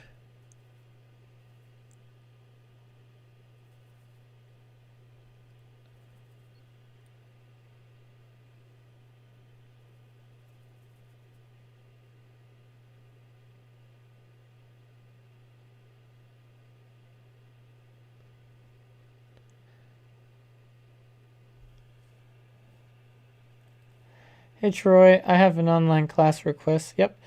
Studio Safety 101 coming from Charcoal and Gouache, now trying to learn about safety / new materials and how to dispose of them. Okay. Yeah, I can do that. I can do that as next week's behind the scenes. This week's behind the scenes, everyone on Patreon is going to see how I set up my light sources.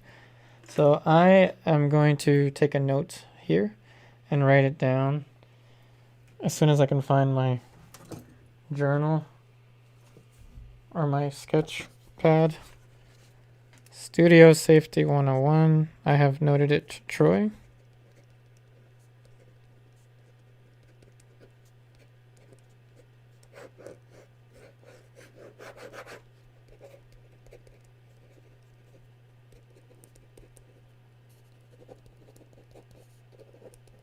Yep, I can talk about that in next week's behind the scenes. Troy.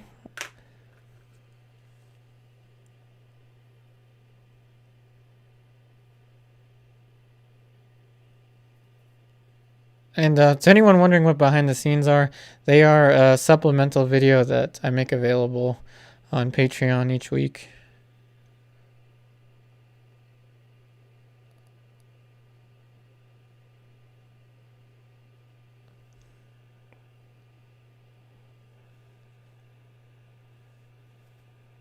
Hey Cindy, so the behind the scenes, every patron can see the behind the scenes.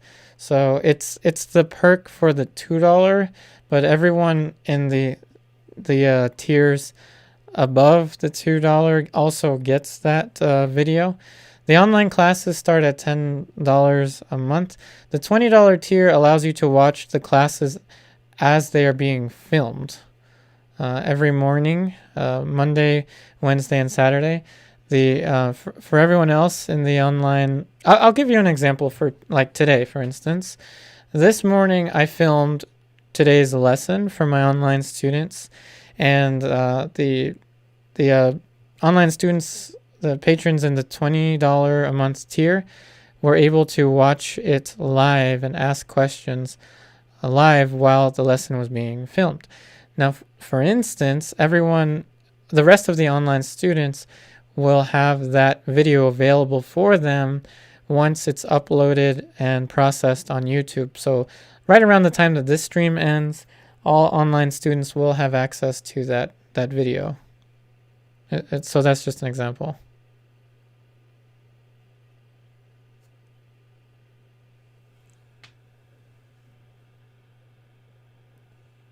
Yep. Thank you for your question, Cindy. And the live stream tier, so the $20, it's called the live stream tier.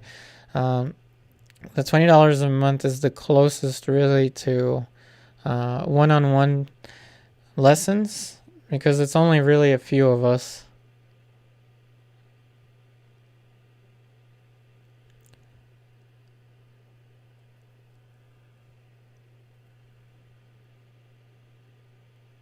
So before, this shadow looked a little bit flat, so now I'm kind of adding a little more nuance to this shape. So now it's going to actually look like the hair is kind of resting over top with this shadow. It's a very soft shadow because of the natural lighting, you know, the outdoor lighting.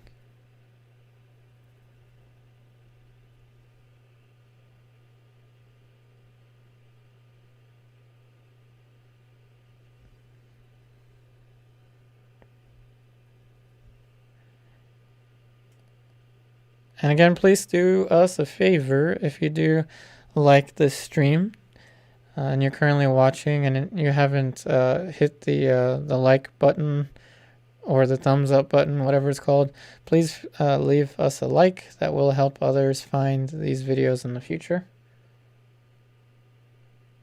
Also, I forgot to post my link here for the online classes. So I'm going to post a link for the online classes in case anyone is interested. And again, they are $10 a month.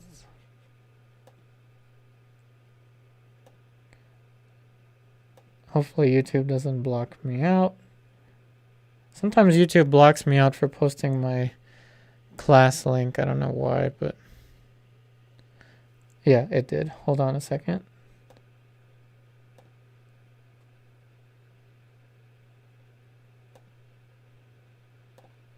Yeah, YouTube can be a little weird sometimes. YouTube, the algorithm, not the actual YouTube. Oh, thanks for sharing the link on Facebook too, Monique. I'm just trying to share the link for my online classes.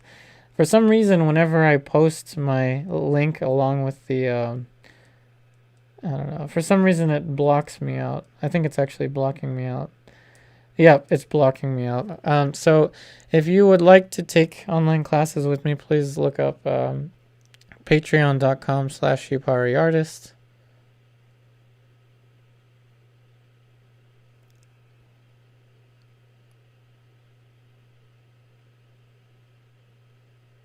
And look for the $10 a month mentor tier. It's also in the description box of this video. I think it's like the first thing.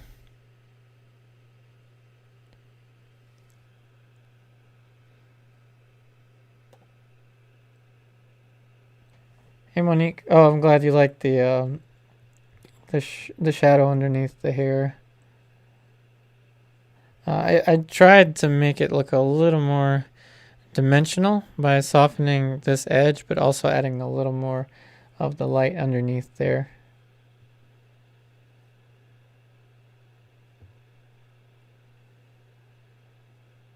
Hey Edward. Oh, I'm glad it looks more natural now. So now I'm going to add a little more information to the nail. And I think once I add the information to the nail, I think we've nailed it at this point. Made it funny.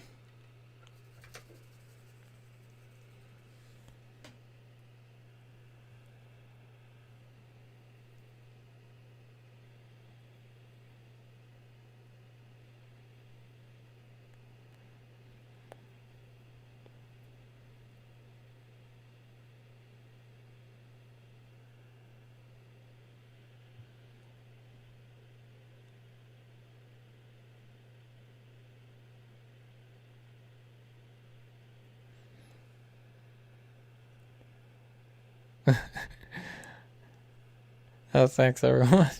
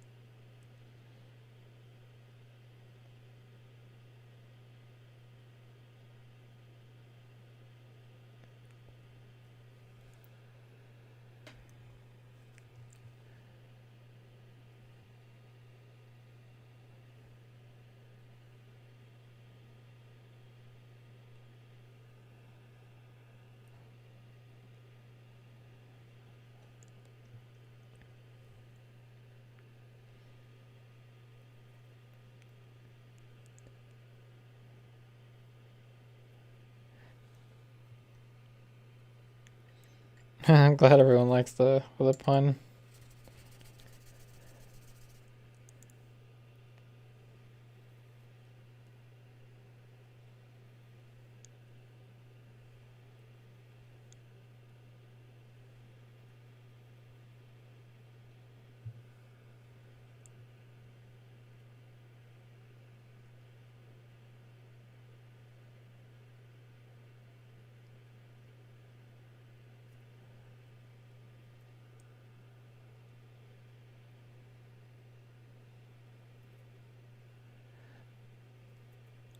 So the top of the nail I have the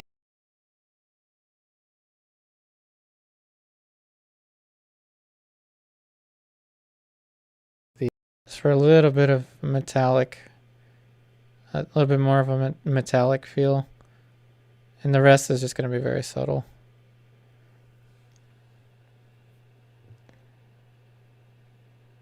Hey Troy, all right, that's it. I'm coming up to the live stream tier. It's only a cup of coffee a week. Oh, thank you.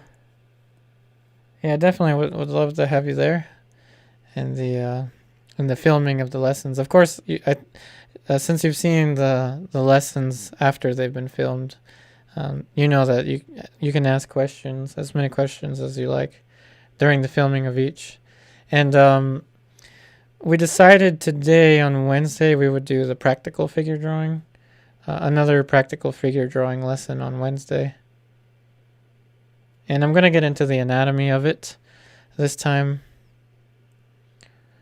Some of the bony landmarks and how to use it when you're drawing a gesture and doing a block in.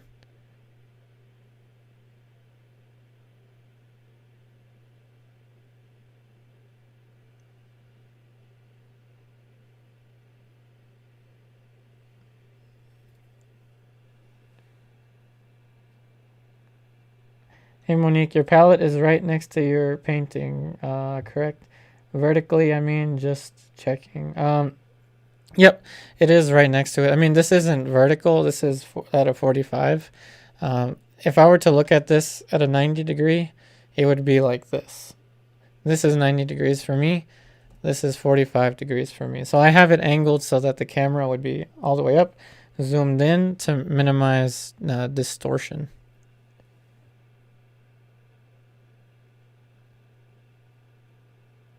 Hey Monique, it's kind of like in between being vertical and between being flat, by being at that 45 degree angle.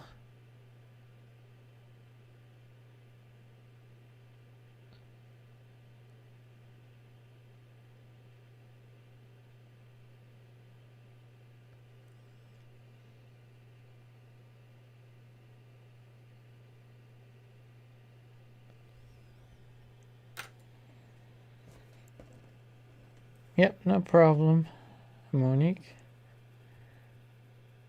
Hey Edward, so yes, the blue-gray really makes the nail stand out. Looks good in contrast with the warmth of the skin. Oh, good. I'm glad that helps with the contrast.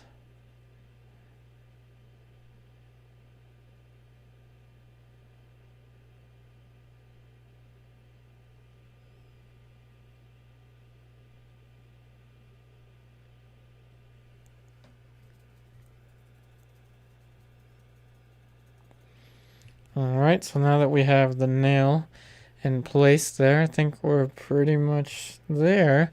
I'm just going to do one last thing. I wanted to adjust the light here. For the sclera, it was a little too bright.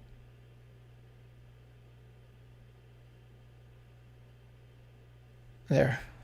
That ought to be good. Yep, it does pick a little bit of light up from the sky.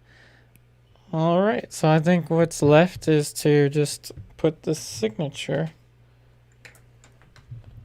Unless, of course, Monique, do you see anything here that you would like me to change before I sign it?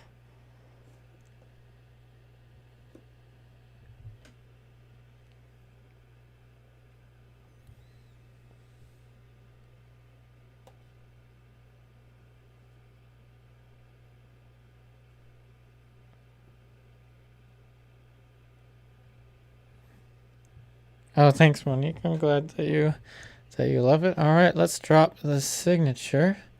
So I always like to mix a color for the signature. I think I'm gonna sign it up there.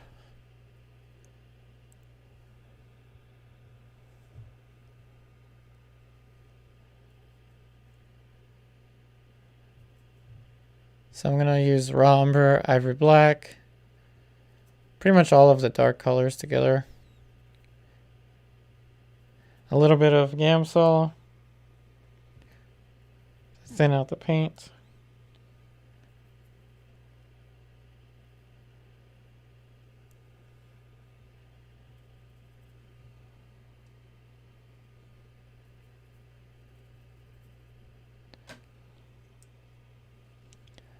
Almost to like an ink-like consistency. Sometimes I get the signature first try, other times I have to adjust it. So while I'm signing, please feel free to ask any questions. So my arm is going to block a little bit, and I may have to move the microphone.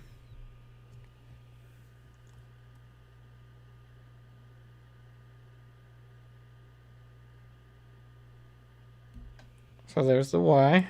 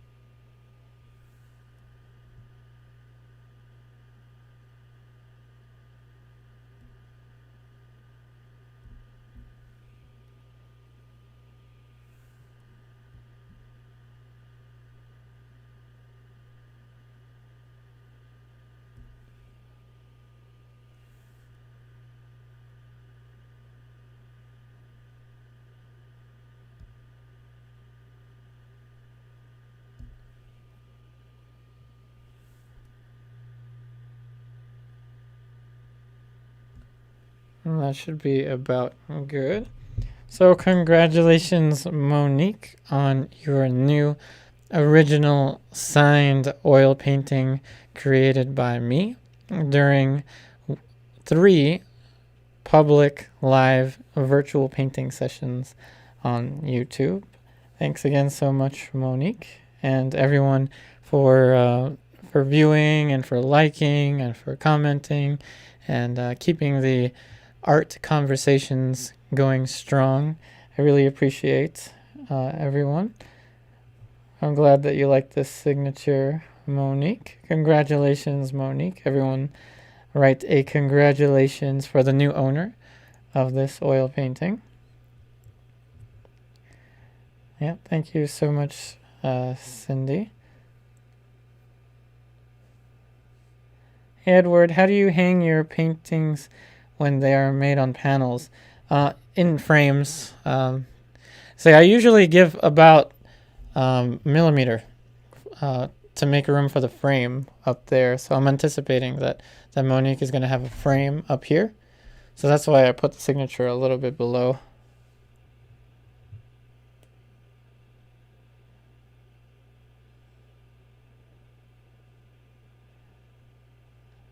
Yep, definitely would love to have you on Patreon as well, Monique.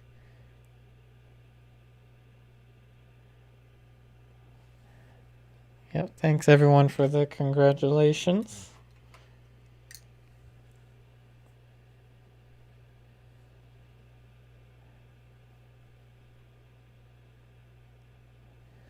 Yep, definitely, Monique. I left you plenty of room here for the frame, for the width of the frame up there. So as we usually do, I'm going to be cleaning my brushes, cleaning the palette, and I'm going to hang out a little bit, answer as many questions as I can. So at this point, consider this the Q&A, questions and answers, so feel free to ask me anything.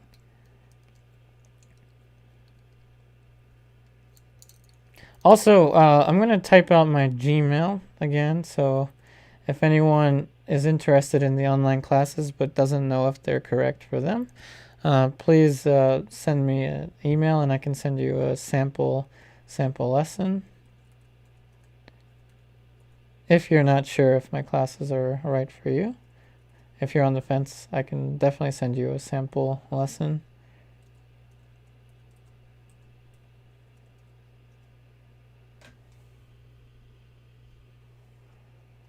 So there is my Gmail.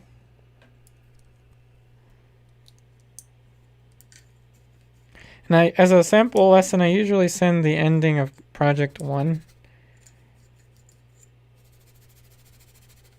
But project 1, I believe, took about 8 lessons to complete.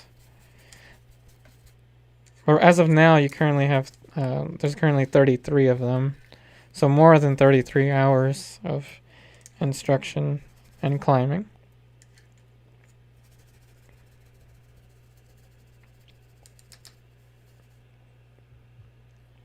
Hey, Monique. Oh, you missed the first session of this one. The beginning is always the the most scary of a painting, but that will be great to see the whole creation of the painting. Hey, Monique. Oh, you sent me an email last week. Uh-oh. Did I miss it? Okay, so if I missed your email, I'll definitely be sending you email now. I'm sorry about that. Yeah, right after this, I'll send you. Can't believe I missed that.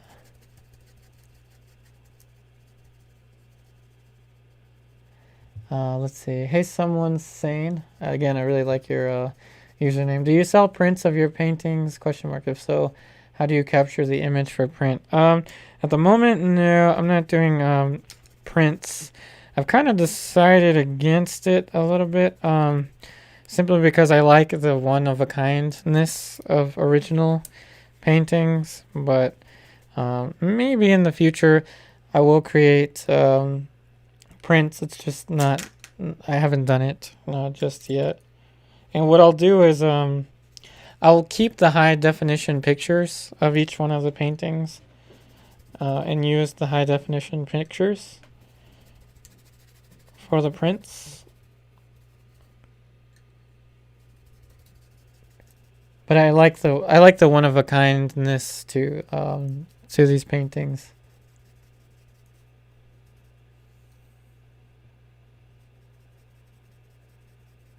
Hey, Monique. Oh, no worries. I'll definitely. So with Etsy, I should have your email. So I'll definitely send you the sample lessons.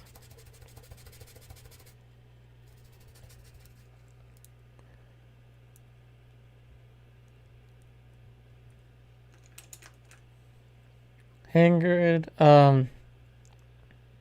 Let's see. Oh, I think you meant to ask me how are people getting your email. So if you just send me an email saying that you would like a sample lesson, and I usually send the ending of project 1. Sometimes I send a video in the middle of project 2.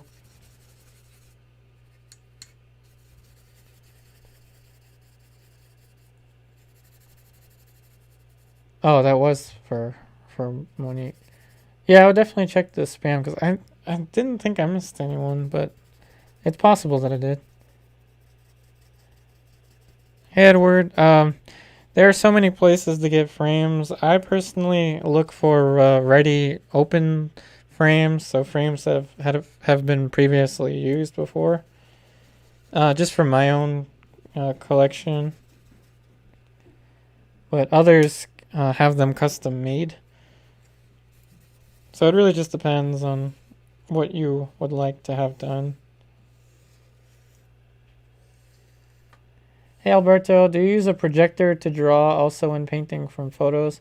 I've seen several painters on YouTube that do it but don't say it. And several famous. I don't use a projector. I like to use comparative measurement, so drawing as I go. there's nothing wrong with the projector. I mean, in the end of the day, it's I guess what the painting looks like, but I I don't like to use projectors because I like the drawing process. So now that the brushes are clean, I'm just going to clean off the palette. And again, please feel free to ask any questions. Consider this our dedicated Q&A time.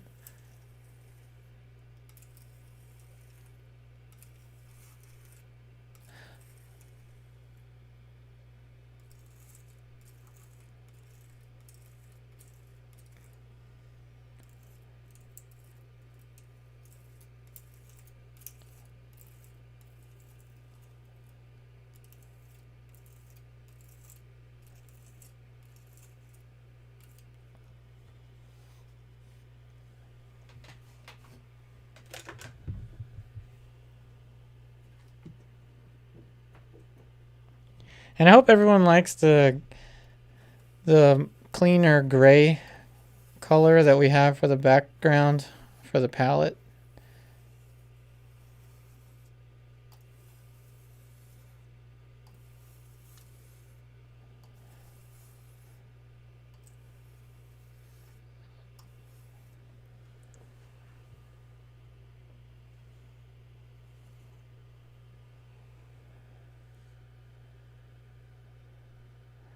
Oh, awesome, Monique. Yeah, I would definitely love to see your art collection.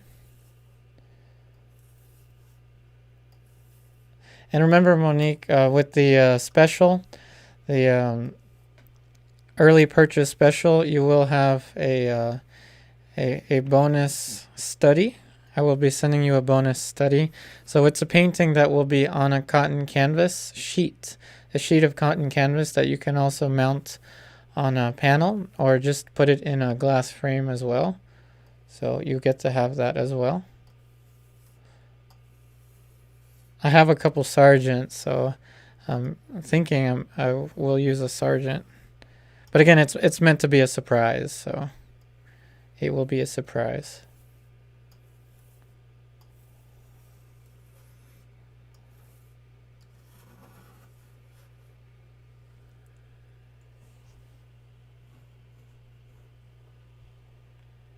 Let's see. Hey Alberto, do you make your own photos to paint? I've seen some painters that make their own photos and retouch them on Photoshop and punch the colors. I use copyright-free sources for photo reference, or sometimes I will take the pictures, but usually I go for the copyright-free just because it enables us to work without the worries of having to worry about anything copyrighted.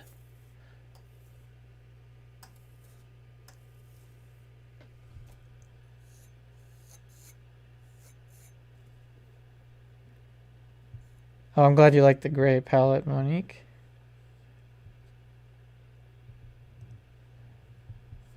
Oh, thanks, Monique.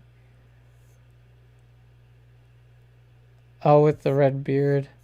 I think that one sold. I can't remember. I think that one sold. I gotta double check.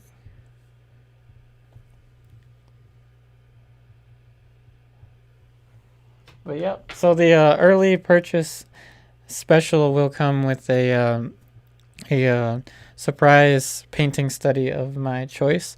So I'll be doing this for the completion of these paintings. And that being said, I have cleaned all the brushes, cleaned the palette. Everything is good to go. Once again, congratulations, Monique, on your new original signed oil painting from me. And of course, as I've mentioned, I will contact you directly on Etsy. Alrighty, so thanks everyone. Yep, especially thank you to you, Monique.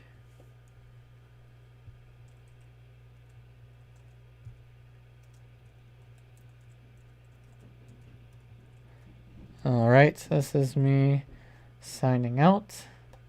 Thank you so much, everyone.